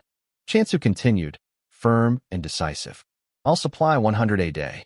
Hei Sujin's eyes widened with excitement and relief. Oh, really? Chansu thought to himself, a small smile tugging at his lips. There's no need to cling to the hard road. It was worth trying, though. She did enjoy the food. Hei Sujin returned his smile warmly, her voice sincere. Thank you, Mr. O Chansu. The next day, Chansu strode through the fields with his sickle in hand. Ari and Doji followed closely, their tiny footsteps careful and synchronized with his. Doji muttered under his breath, a hint of worry in his squeaky voice. Oink. But is it right to keep following him every time? Oink oink. It's not like we can actually do anything. Ari scolded him sharply, his voice high-pitched but authoritative. Peep. Don't talk nonsense. Peep. If we don't watch him, then who will? Peep peep. We can't just ask that dim-witted hamster to do it. Chansu glanced behind him, noticing their serious expressions and synchronized movements. He furrowed his brow, thinking to himself, why do they keep following me everywhere? Could they actually be combat types? Right? No way. Familiars would just be useless freeloaders that only eat. Chansu's eyes widened as he noticed Ari and Doji panic, running frantically with an undead right on their heels. The small creature's movements were chaotic, flailing as they tried to escape, but the undead was closing in quickly. Chansu muttered under his breath, frustration clear in his voice. I hate myself for expecting anything. Good thing undying ghosts are so slow. Doji, struggling to sprint away, glanced up in desperation. Oink! Chansu's voice rang out sharply, full of urgency. What are you doing? Move, you idiot. His mind raced, calculating the distance. Damn, too far away. With a burst of speed, Chansu trying to charge toward the undead, shouting at the top of his lungs. Stay away from our Doji. But Doji, frozen in place, barely moved. The undead lunged forward, teeth bared, claws reaching out. Chansu felt the adrenaline spike, thoughts snapping as he tried to reach them in time. From the side, Ari's terrified voice squeaked. Peep. Slash. Chansu's eyes darted just in time to see the undead suddenly fall, its head severed cleanly. He froze for a moment, baffled. What the? It was definitely a short-range skill, but the range just extended? As more undead began approaching, Chansu's mind sharpened. He focused intently, analyzing the sickle's angle, positioning, and even the speed of his swing. Without moving his feet, He slashed again. A notification popped up in his system window. Mass decapitation has been activated. The range of the skill decapitation has expanded. Chansu read it aloud, bemused and slightly incredulous. Mass decapitation? What kind of name is that? He glanced to his right, spotting more undead converging. A small smile formed on his face as he tightened his grip on the sickle, ready to strike again. Anyway, so the range has widened. I can definitely attract more regulars now. Chansu's sickle moved fluidly, cutting through wave after wave of undead with precise, clean motions. Ari and Doji, witnessing the display, shivered uncontrollably, sweat dripping down their tiny bodies as they backed away in terror. Together, they fled toward the goddess. Oink! Goddess of abundance. Doji squealed. Peep dash. Goddess, something terrible has happened. Ari cried out, panic in every note. The goddess turned to them, alarmed. What's the matter? Why are you rushing back so frantically? Ari hurriedly explained, voice shaking. Peep. The apostle has started chopping off 4 to 5 heads at once. Peep peep. Getting stronger is good, but peep peep. Wouldn't it be wiser to prioritize the communication skill? The goddess' expression darkened, her voice steady but firm. Calm yourselves first. And I never bestowed such a skill. Ari's tiny body trembled violently, tears spilling over as he wailed. Peep. I'm so scared I can't even eat properly. Doji squeaked, trembling as he added. Oink oink. They called it mass decapitation. Was that also your doing? The words made the goddess pause. Her eyes widened, imagining Chansu swinging the sickle with such lethal precision. She shivered violently, heart pounding. Mass. What? What in the world? I'm scared, she thought, a shiver running down her spine at the terrifying scene playing out in her mind. The goddess of abundance stared in disbelief, eyes wide and body tense. I've never heard or seen such a skill, she thought, shaking her head. Is he really human? Maybe. He's a death god from hell, or something. Her mind raced for a moment before a sudden realization struck her. She spoke softly to herself. Kids, I think I know what happened. Doji's eyes lit up immediately. Oink. As expected, you did grant the skill, goddess. Ari, not missing a beat, kicked Doji and scolded him. Peep. Ugh, you idiot. Just stay still. Ari then turned toward the goddess, his small voice filled with curiosity. Peep. So? What happened? The goddess drew a slow breath and explained carefully. The apostle's skill. It seems to have grown. As you know, the decapitation skill is a skill created by modifying the harvest skill. Remember when the skill evolved and area harvest became possible? Similarly, the decapitation skill has evolved into the mass decapitation skill.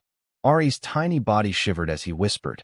Isn't that usually only possible for first-year apostles? The goddess nodded solemnly. Yes, that's why he's a scary child. And her voice softened, a warm pause lingering. And a grateful child. He may seem scary because of his monster-like growth rate, but thanks to him, we are able to talk like this. As soon as the apostle returns, I'll grant the communication skill, so don't worry too much. Ari's small frame relaxed, voice tinged with shame. Peep. I'm sorry. I showed an ugly side. At that moment, Chansu returned, waving his hand casually. The goddess smiled gently, speaking quietly to herself. I don't know what I should say first, but I want to have a proper conversation with my apostles soon. First, shall I introduce these as my divine beasts? Ari, Hamdal, and Doji excitedly scampered toward Chansu, chirping and squealing with delight. Chansu paused, blinking in surprise. Suddenly, his system window appeared before him. The god of abundance grants a new skill to the apostle. The goddess murmured to herself, I serious. Limiting the apostle's path violates the world rules. He must be able to decide for himself. The system window presented him with 2 choices. Choose a skill. Promise of abundance communication. The goddess, deep in thought, smiled faintly. You've been given 2 choices, right? Of course, if it's my apostle, he'll choose communication. Chansu tilted his head, reading the options, voice soft with curiosity. A new skill? The goddess continued planning silently, a gentle mix of concern and pride in her tone. I should tell him to stay away from fights since they're dangerous. And first of all, I'll say thank you. Thank you for choosing me. Moments passed. The goddess watched patiently, expecting Chansu to select the communication skill. Instead, he moved the cursor deliberately, selecting one of the two options. The system window flashed. Skill selection is ending. Based on your selection, you acquire Promise of Abundance. The goddess, who had been smiling in anticipation of talking with him, froze in shock.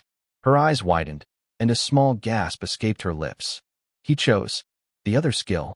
Why Chansu didn't choose the communication skill? At the very moment Chansu faced the skill selection, the system window displayed two clear options. Promise of Abundance Communication. Chansu blinked, squinting at the screen. He muttered to himself, voice thoughtful. Promise of Abundance? I have no idea what this does. He looked at the second option, tilting his head. Communication lets me talk to animals and plants. Immediately, his imagination ran wild. Ari's tiny, indignant voice echoed in his mind. How could you do this to me? I trusted you. I thought of you as family. Doji's squeals joined the mental scene, his little beak flapping angrily. I'll get revenge. I'll peck you until my beak breaks. Even the apple tree seemed to cry out in his imagination. Chansu, have you ever tried bearing fruit over 100 times a day? My shoulders are really falling off. Chansu's face twisted in horror as he imagined the chaos. His inner voice sighed. Ugh, this won't do. Just imagining it is horrible. There's a saying that ignorance is bliss, right? I should never choose communication. With a decisive click, he selected the other skill. Immediately, the system window flashed. Skill selection is ending. Behind him, the goddess, Ari, and Doji all sank into visible gloom, their expressions falling into a mix of disappointment and worry. Chansu frowned, looking at them. Why did everyone suddenly become so gloomy?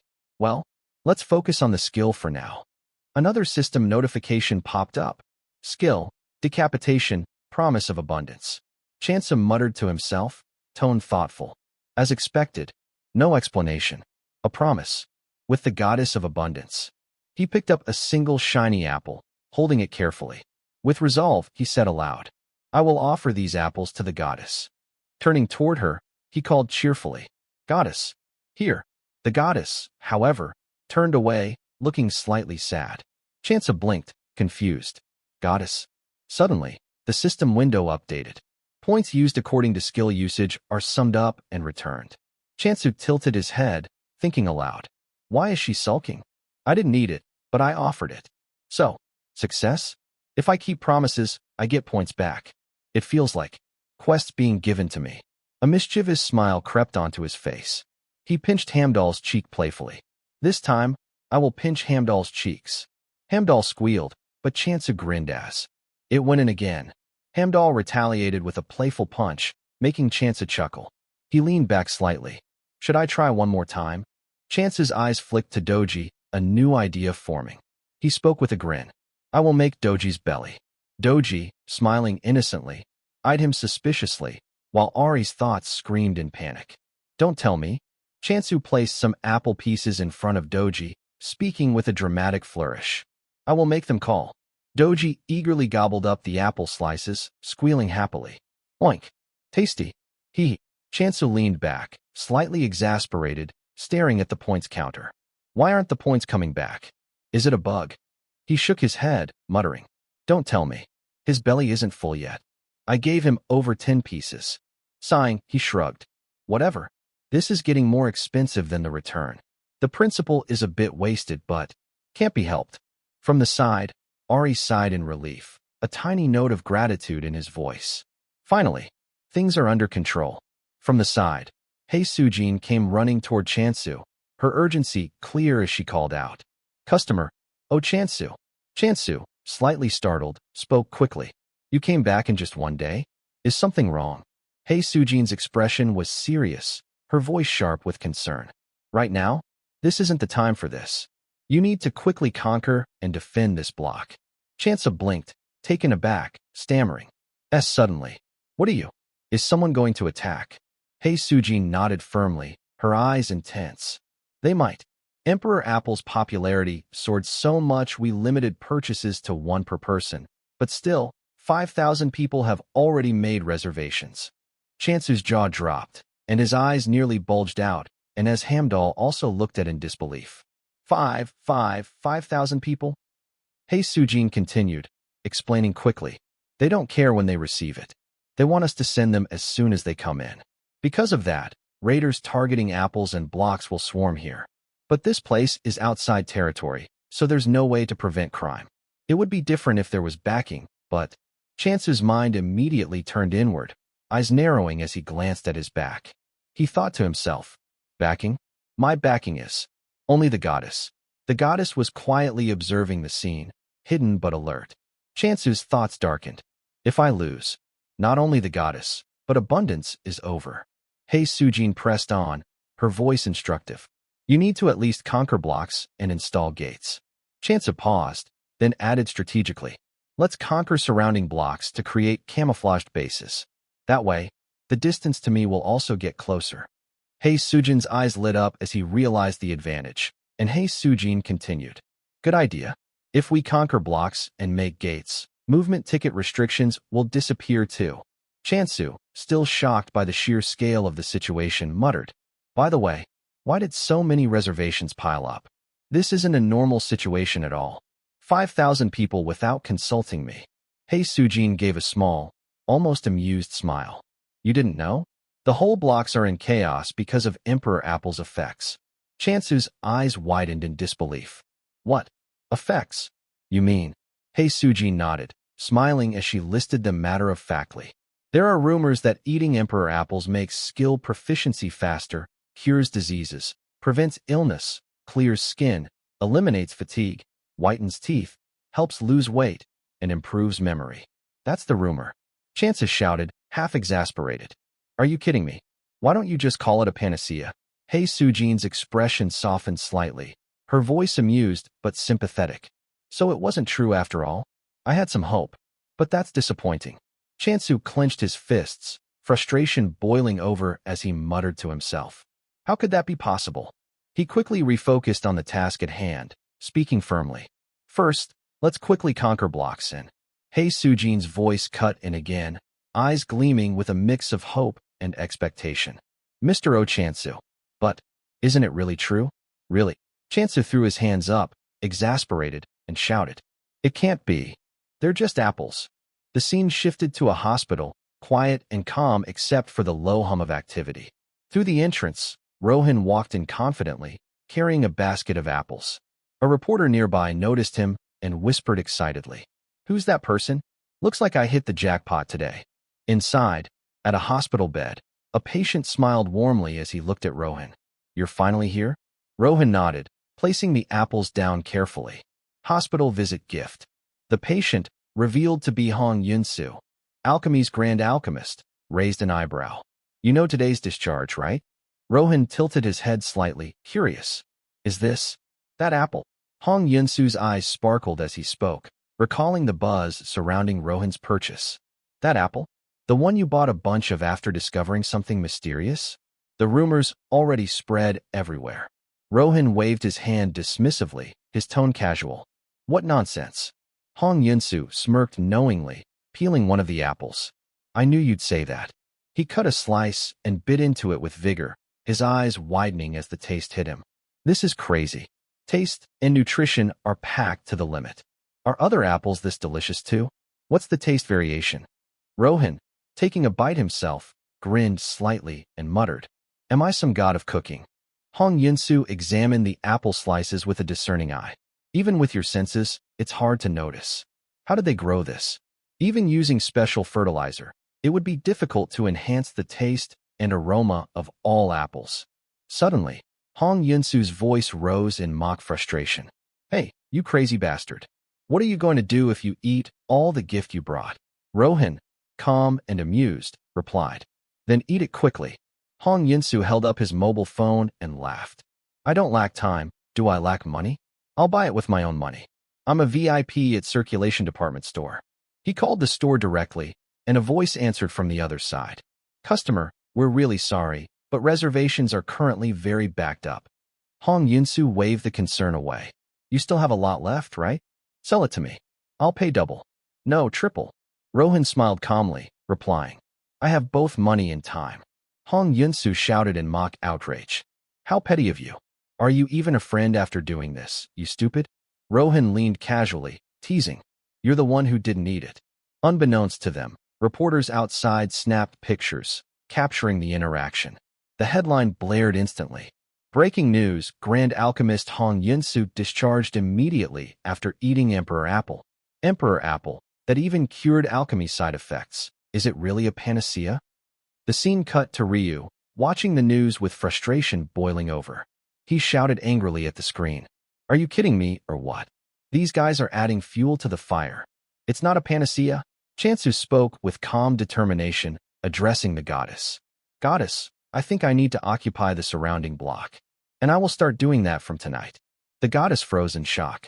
Sweat beaded across her forehead, and her tiny potato-like hands trembled so violently that one slipped and fell.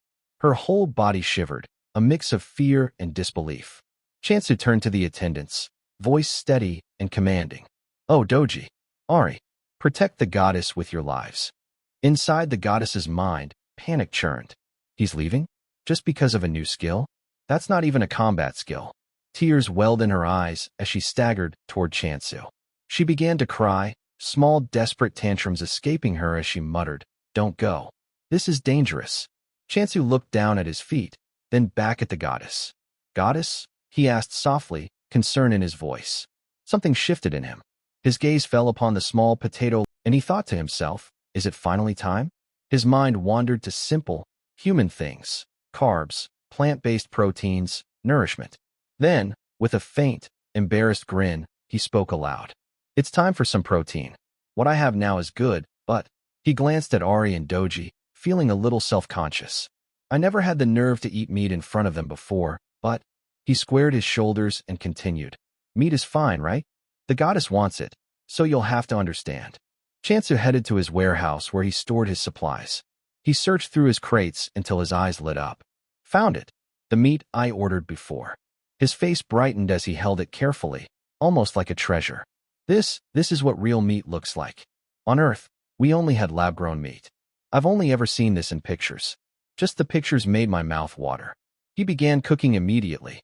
The aroma of sizzling meat spread through the air, rich and savory, making Hamdal, perched on his shoulder, start drooling uncontrollably. From behind, Doji couldn't resist either, his lips twitching as he too began to drool. Chansu waved them off, firm but gentle. No, this is for the goddess. Ari, standing to the side, muttered in exasperation, Ugh, that guy. He just ate, and now he's at it again. Right, goddess? But when Ari looked at the goddess, his words caught in his throat. Fear froze him as he saw her face, full, unrestrained anger. Darkness and fury radiated from her expression. In his mind, Ari thought, wasn't her meal enough? Apostle, I think the goddess is still hungry. You should check. Ari cautiously approached Chansu. Chansu, seeing the goddess's gaze, reassured her. It's almost ready. Just a second, goddess. Carefully, he offered a piece of meat to her. Here, the first bite is for you. Be careful, it's hot. The goddess stared at the meat for a moment before throwing it angrily to the ground. That's not it. I told you not to go. Her anger and worry mixed in a whirlwind of emotion. Chansa blinked in confusion. Is the meat bad? She's not mad at me, right? I just bought this. Determined to understand, Chansu tasted the meat himself.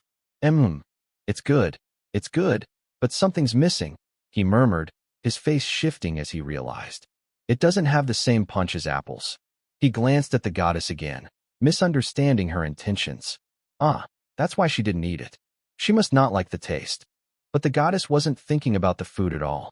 Her mind was entirely focused on Chansu's safety as he prepared to venture into the other block.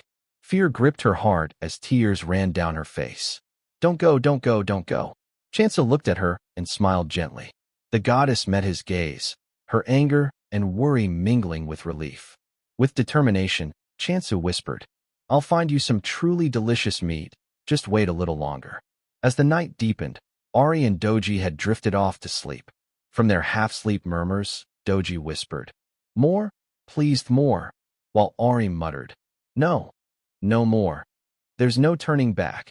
Hamdal also slept peacefully, but the goddess remained awake, sitting quietly, her thoughts consumed with concern for her apostle.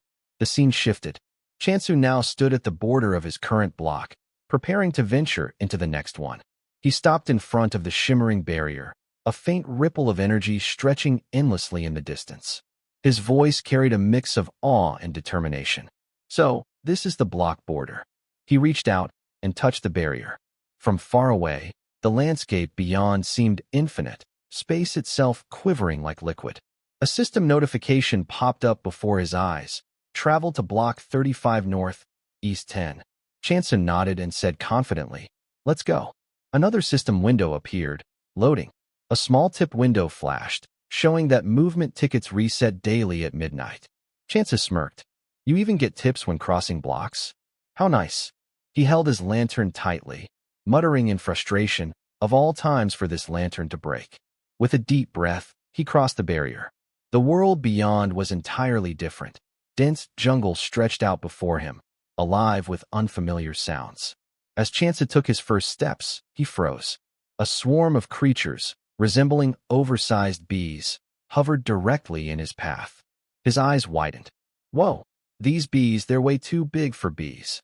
Panic flared in his chest as the swarm began advancing toward him. Chansu's face paled, and instinctively, he swung his sickle. So many bugs, they're too small to use decapitate on. He slashed continuously, cutting through the relentless swarm. Damn it, I'm turning back, he thought, heading toward the barrier. He nearly touched it when suddenly, from the opposite side, undead began appearing, converging on him. Chansa froze for a moment. Huh? What are you? Immortal ogre? Don't tell me you came to protect me. Before him, towering, semi-gigantic figures appeared. The immortal ogres spoke with forceful authority. We're the only ones allowed to defeat you. So now we fight. This short encounter seemed almost surreal, a world apart from reality. Chansu darted forward, undead swarming him. He glanced back and noticed the bugs vanishing as they attacked the immortal ogres. Seizing the moment, Chansu stopped, turned, and swung his sickle decisively, slicing through the undead. Time to fall back, he thought. With all his strength, he sprinted toward the barrier. The undead chased him relentlessly, but Chansu pushed himself beyond his limits and finally crossed it. Collapsing to the ground, he gasped for breath. That was too close, he muttered. A system window popped up. Defeating evolved monsters grants bonus points. Chansu's mind raced back to the earlier scene where the undead had fought the swarm of bees. Bonus points. Do I get points for the monsters they killed? A grin spread across his face. Point jackpot. This changes everything. He noticed his regulars leveling up as well. They're growing stronger. From the other side of the barrier, more undead attempted to cross. But Chansu shook his head with a mix of amusement and exasperation. You guys, I really can't stay mad at you. Can't pass up a bonus, he said, his voice light despite the tension of the moment. The scene shifted to Hei Sujin. She sat slumped over a table, utterly exhausted. Dark circles rimmed her eyes, and her trembling hands betrayed her stress. Her voice was quiet, almost wavering, as she admitted the troubling situation. The Emperor Apple rumors, they're out of control. Across the table, Ryu looked equally tense, his body trembling slightly. It was good marketing, so we let it slide, but you're right. We can't let these rumors spread any further. Suddenly, Ryu's voice hardened, cutting through the room. From now on, no one says a word about the Emperor Apple. No interviews. No answering questions. Nothing. Every question will be met with total silence. Hei Sujin lifted her head, eyes wide, her voice barely above a whisper. Can we really do that? It's going to be chaos. Ryu's response was immediate, sharp, and commanding. Yes, not a word. Even if someone puts a knife to your throat, they need to learn their lesson. As he spoke, the atmosphere shifted. Someone silently appeared behind him, unseen at first. Hei Sujin's face went pale, and her voice trembled as she asked, Sir? About what you said, what if someone really put a knife to your throat? Suddenly, a cold sword pressed against Ryu's neck. He was unaware of the danger at first, still mid-sentence. What are you kidding me? When the icy metal touched his skin, his eyes went wide, tears threatening to flow, and his voice faltered. Someone behind me. Please, tell me no. Hei Sujin's face mirrored his fear. Her mouth opened, but no words came out. Her body shook as panic gripped her. The figure behind Ryu spoke calmly, almost politely. Forgive me if I startled you. Ryu slowly turned his head, still trembling in fear. The person standing there, towering, calm, and intimidating, spoke with authority. It was merely a greeting. Ryu's mind raced. A greeting? Not a threat. How did he get in here? The realization hit him that this was no ordinary visitor. His thoughts stumbled as he tried to make sense of the situation. Swordmaster Rohan? Finally, Ryu gathered his courage and spoke, his voice strained but firm. What business do you have with us? Rohan stepped forward, placing himself at the table. His presence was commanding, his voice steady. Even Ryu trembled at the sight of him. Rohan's gaze was piercing as he spoke. I spoke to your president, but he was tight-lipped. I hope you won't be. I'll ask you now, where's the emperor apple grower? Ryu's face went pale instantly. Fear overtook him, and instinctively, he stepped behind Hasejin for safety. From behind her, trembling, he forced the words out. Come on, you explain it. Hasejin herself was shaken. Her voice cracked as she replied. Are you kidding me? Why are you hiding behind me, senior? Ryu stammered nervously. Who knew he'd actually bring a sword? I've got a family. Hasejin let out a quiet sigh, thinking to herself. No wonder he said there wasn't a single senior he could trust. Gathering her courage, Hasejin straightened her posture and addressed Rohan firmly. If you've met our boss, you should already know. Our circulation company never sells a customer's information. But inside, her heart raced. Her thoughts screamed, scary. I'm scared. I'm scared. I'm going to die. Rohan, calm as ever, placed a hand on his sword and spoke. I see. Is that so? I wanted to settle this the easy way, but it seems I can't. Ryu and Hasejin clung to each other, trembling, tears streaming down their faces like rivers. In unison, they silently prayed. We're going to die. Please, don't kill us. Rohan planted his sword firmly on the floor. It tipped slightly to the east, catching his attention. He studied the angle for a moment before speaking. I'll find it, by intuition. As he turned to leave the room, fear still gripped Ryu and Hasejin. Hasejin whispered nervously to Ryu. Does that even mean? Ryu, still pale and shaken, answered softly. A swordmaster's life, it's nothing like ours. They say Rohan has solved countless problems just like this. Watching Rohan leave, Hasejin couldn't help but think. Is a person really capable of that? The scene shifted to Chansu, standing before a sturdy door used to move between blocks. He leaned casually but remained alert, as if waiting for someone. He muttered to himself. He's not coming. A flash of memory surfaced. Hasejin arriving, her voice sharp with urgency. The Swordmaster Rohan will be visiting this block soon. Now, seeing her so desperate, Chansu couldn't help but feel a twinge of concern. Sitting patiently near the door, he frowned slightly and murmured, I thought Swordmasters had no travel restrictions. Even a delivery arrives in. Suddenly, a system window popped up with a familiar ding. Someone has entered this block. Chance's face lit up. A small squeak came from Hamdall, perched on his shoulder. Speak of the devil. Finally, he's here. But when Chance glanced toward the entrance, nobody was coming through. His brow furrowed as he asked himself, is it a bug? Didn't they say all visitors come through the entrance? He checked the system window again. Doesn't seem like a system error. Taking a deep breath, Chance decided. Better look around the area, just in case. As Chansu prepared to move, something unbelievable happened. The barrier in front of him began splitting open. Shock froze him in place. His thoughts raced. He split the boundary of the block? Is that even possible? From the crack in the barrier, Swordmaster Rohan emerged, exuding calm authority and raw power. Rohan's sharp gaze fell on Chansu, and his voice cut through the air. Are you the Emperor Apple Cultivator? Chansu smiled slightly, trying to remain composed. Hamdall, perched on his shoulder, squeaked nervously as he burrowed into Chansu's hair for safety. Chansu greeted him politely. You're Sir Rohan, correct?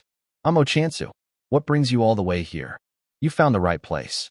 Rohan's reply was direct and unshakable. I came to buy apples. Chansu blinked, a little surprised. How many do you need? Rohan's eyes were steady as he stated. 100. 200, if possible. Chansu practically shouted in disbelief. What? That's impossible. T200. 50 at most. That's the limit. Rohan's face fell slightly, but he nodded in agreement to settle for 50 apples. Chansu watched him carefully and thought to himself, he looks gloomy. Must be my imagination, right? Trying to maintain some professionalism, Chansu asked, and how about the price? Rohan answered calmly, I understand it's 200,000 gold per apple. Chansu couldn't help but comment, we don't offer packaging here, though. Rohan's voice remained firm. That's fine. Chansu smirked, teasing lightly. That's department store pricing, you know. Rohan simply nodded. I'm aware. Thinking to himself about the transaction, Chansu wondered silently. Should I just push myself and sell 100? The two of them walked toward the apple tree. Chansu cast a subtle side-eye toward Rohan and thought. He was like that when he came, too. Not a single change in expression. Is this the composure of a sword master? Meanwhile, Rohan's thoughts were simple and focused. Those apples do look tasty, though. As Chansu approached the apple tree, he called out, as I mentioned earlier, 50 it is, right? Suddenly, a system window popped up. Skill Blessing of Abundance activated. Chansu activated his skill on the apple tree, and fresh, plump apples began sprouting immediately. Holding his sickle, he spoke politely to Rohan. I'll need to harvest them. Please wait a moment. Rohan, drawing his sword, replied calmly. Please stand back for a bit. Chansu stood still, watching as Rohan swiftly moved toward the apple tree. With a single motion of his sword, all 50 apples were cut in one sweep. Rohan opened his magic bag, and the apples floated in effortlessly. Chansu's mouth went wide open. His thoughts screamed. At this point, it really is a bug, isn't it? Then, a system message appeared. 10 million gold has been deposited. Rohan, ready to leave, spoke politely to Chansu. I'll come again. But Chansu stopped him, shouting. Wait a moment. His mind raced. The bugs from the last area should be fine. I already ordered pest-repelling plants. But I still don't know what kind of block we'll be heading to next. With Rohan along, it'll definitely help a lot. He even has a free pass for travel. Chansu, trying to make the most of the moment, asked politely. Would you be interested in any other crops? I grew them myself. I'm sure you'd like them. Rohan's voice remained calm and curious. What kind?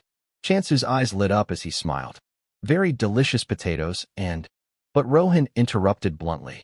Not interested. Chansu blinked, unfazed, and continued. And sweet potatoes? Again, Rohan replied firmly. Not interested. Trying once more, Chansu offered. I also have beans. Rohan began turning away. Really not interested. I'll be heading back, then. Chansu's face went pale as his mind raced. If he leaves now, that's it. Panicking slightly, he shouted, Apples. I'll give you more apples. Hearing this, Rohan finally paused and turned back. Chansu thought to himself, he's strange, but doesn't seem like a bad person. Gathering courage, Chansu spoke again. Actually, for a smooth emperor apple supply, I need to secure another block. As payment in apples, I'd like your help, Sir Rohan. He wondered privately, is that too unreasonable a request? Rohan considered for a moment, then said, smooth supply, huh? He turned toward Chansu and pointed with 2 fingers. Chansu realized immediately. You mean 20 of them? Rohan nodded firmly. Without hesitation, he slashed open another barrier, revealing a new block. Chansu hurried to follow, remarking, you move really fast, huh? As he walked, Chansu thought in awe. I didn't think we'd be going this soon. Just how strong is he? Is there nothing that scares this guy? Looking at his surroundings, he muttered, with all this lush land, why is my territory the only barren one? They trudged through muddy, mushy paths. Chansu glanced at his shoes and grumbled quietly. Should have bought boots. Trying to be polite, he asked, are you all right, Sir Rohan? But suddenly, a monster attacked from behind. Chansu instinctively, shouting, Monster! In a blur, Rohan grabbed Chansu, pulling him to safety. His voice commanded firmly, stay behind me. It's dangerous. Chansu's mind raced, thinking, you're the dangerous one here. But that thing, is that even a monster? Looks more like a plant, though it does seem vicious. Sure enough, the monster was a plant-type creature, its movements strangely aggressive. Chansu took out his sickle and said confidently, it's fine, Sir Rohan. This is the block I'll be managing, after all. He activated his skill, Submerge, with a smile, and muttered, leave it to me. With ease, Chansu slashed the plant monsters, activating his blessing of abundance skill to finish the task quickly. Meanwhile, Heisijin was walking over the same muddy path. She muttered, "Ah, my Teleria." Glancing at her flying shoes, she muttered in frustration. "Every time I come here, I get soaked. Not like I can install an entrance gate myself." Flying above, she suddenly heard someone calling her name. She looked down and waved, smiling as she spoke. "Oh, Chansu." But her expression changed slightly when she noticed something strange. Chansu was waving toward her, but sitting beside him was Swordmaster Rohan, seated in front of a tree. Heisijin's mind raced. What a bizarre sight. Heisujin walked toward Chansu, her voice filled with shock and confusion. "What on earth happened here?" she demanded. Chansu smiled, a playful glint in his eyes as he replied, "Didn't I say that I was going to occupy the surrounding blocks? I figured I'd greet you and occupy one at the same time." "That's not it," Heisujin shouted, frustration sharp in her voice. She stepped closer to Chansu, leaning in until she could whisper directly into his ear. "That's not it. Why are you with that guy?" Chansu's eyes flicked toward Rohan, hesitation written across his face. He began, "Well, actually." His voice trailed off as a memory resurfaced. The scene shifted to a moment earlier. Chansu was in the midst of a battle, having just defeated a group of plant-type monsters. Sweat dripped from his brow as he turned to Rohan. "Finally done. You've been waiting a while, huh?" Rohan simply replied with one word, "Apple." Chansu frowned in confusion. "Apple?" Rohan explained further. "I'm curious about the taste of apples grown here." Chansu smiled faintly, a hint of amusement in his voice.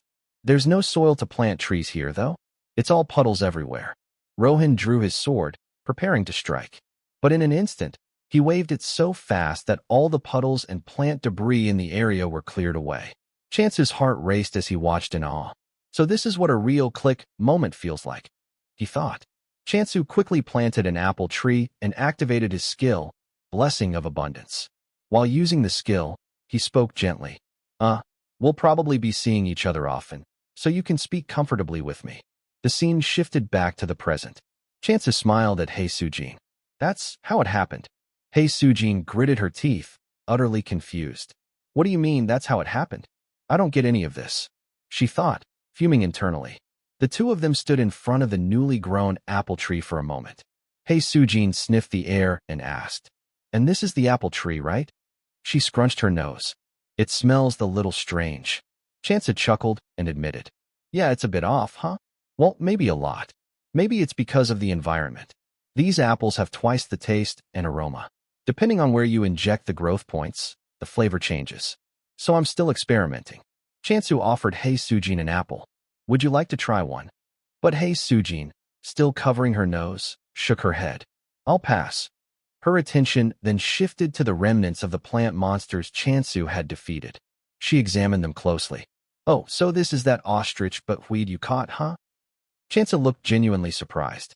"That's what it was called." Heisujin knelt down near the plant monsters and pulled out a test tube.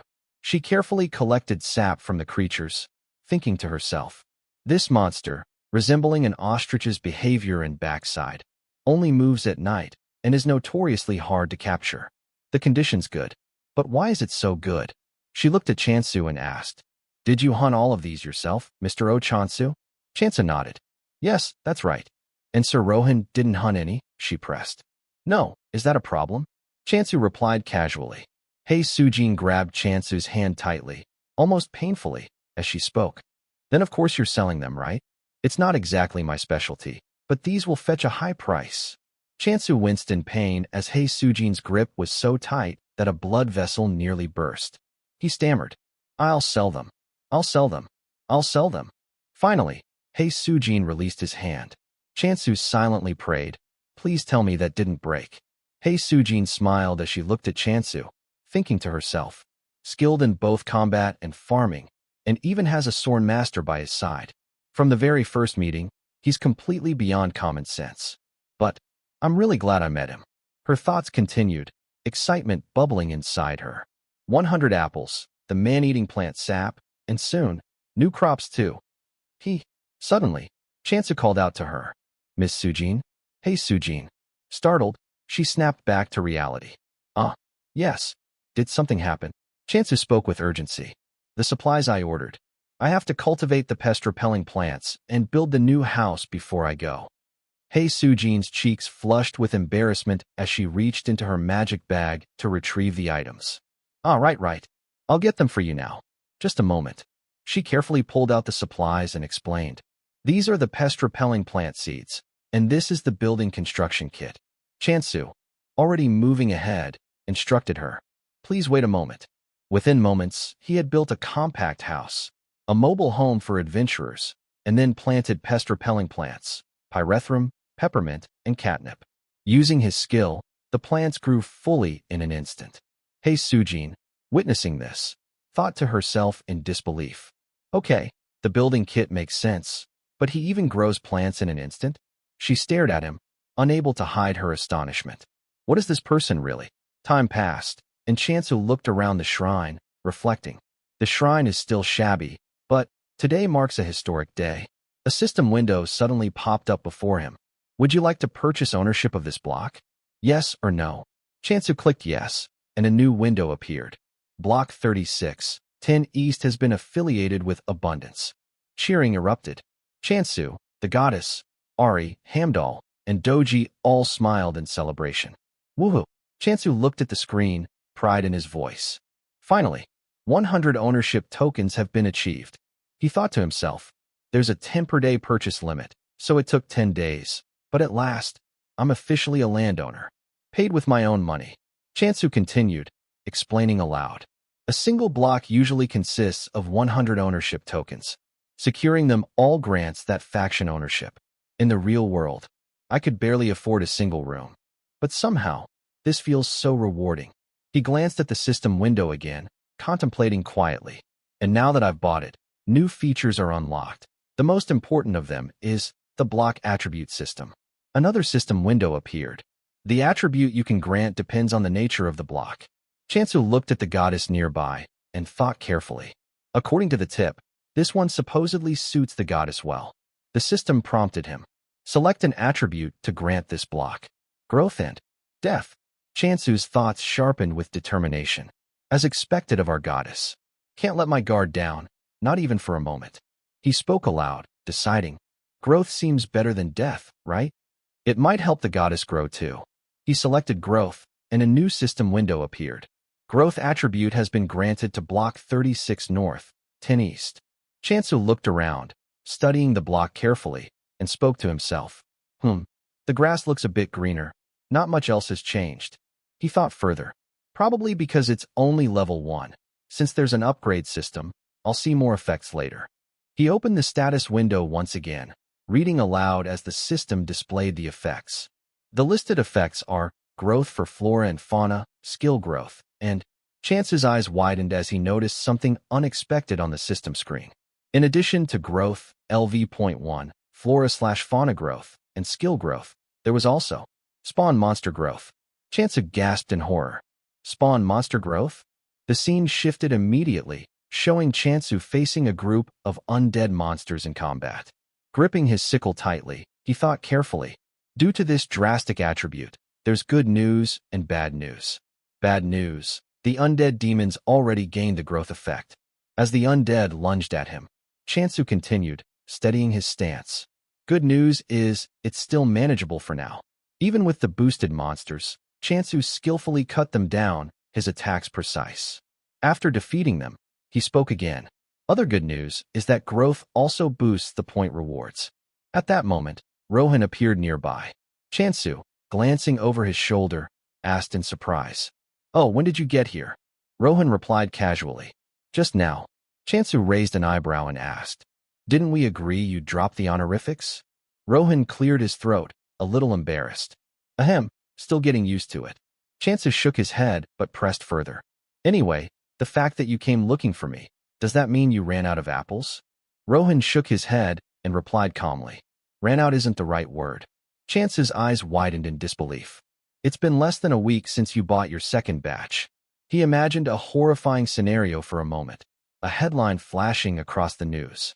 Swordmaster Rohan dies from eating emperor apples, consumed over 10 a day. Shaking off the thought, Chansu asked seriously. So, how many do you need this time? Rohan answered without hesitation. More, if possible. Chansa nodded, explaining. The flavor changed slightly due to the block's new growth attribute. Is that all right? The apples will taste a bit different now. I'll let you sample them for free. Rohan's face lit up, and he simply replied, Okay. The scene shifted to a peaceful afternoon. The goddess, Ari, Hamdal, and Doji were all gathered together, enjoying a serene picnic. They laughed and shared food, their expressions full of joy. Everything seemed exceptionally peaceful. Too peaceful, perhaps. Suddenly, Chansu appeared, walking alongside Rohan. The group immediately tensed, sweat forming on their brows as they noticed someone approaching. Chansu's eyes widened as he thought, Goddess, why is everyone? Ari's eyes narrowed instinctively. Who's that guy? Ari thought, a chill running down Ari's spine. I sensed something ominous. Rohan began drawing his sword with unnerving calm, and Ari's anxiety spiked. Sweat beaded on Ari's forehead as Ari stared at him, Ari mind racing. Could he be a butcher? Now fully drawn, Rohan's sword gleamed in the light, and the sight made Ari's heart almost skip a beat. His voice cut through the tension, calm yet terrifying. You're lucky. Interesting familiars you have there. Seeing Rohan brandish his sword, Chansu panicked and shouted, Wait, Rohan! Rohan slashed his sword through the air, and Chansu instinctively moved to shield the goddess and the others from the attack. But to his surprise, nothing happened. Chansu noticed an apple fall gently to the ground. He looked up and saw more apples slowly descending from the trees.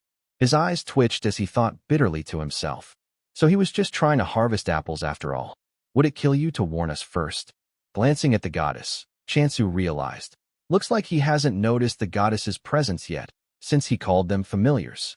Rohan, meanwhile, calmly filled his magic bag with the apples. He spoke.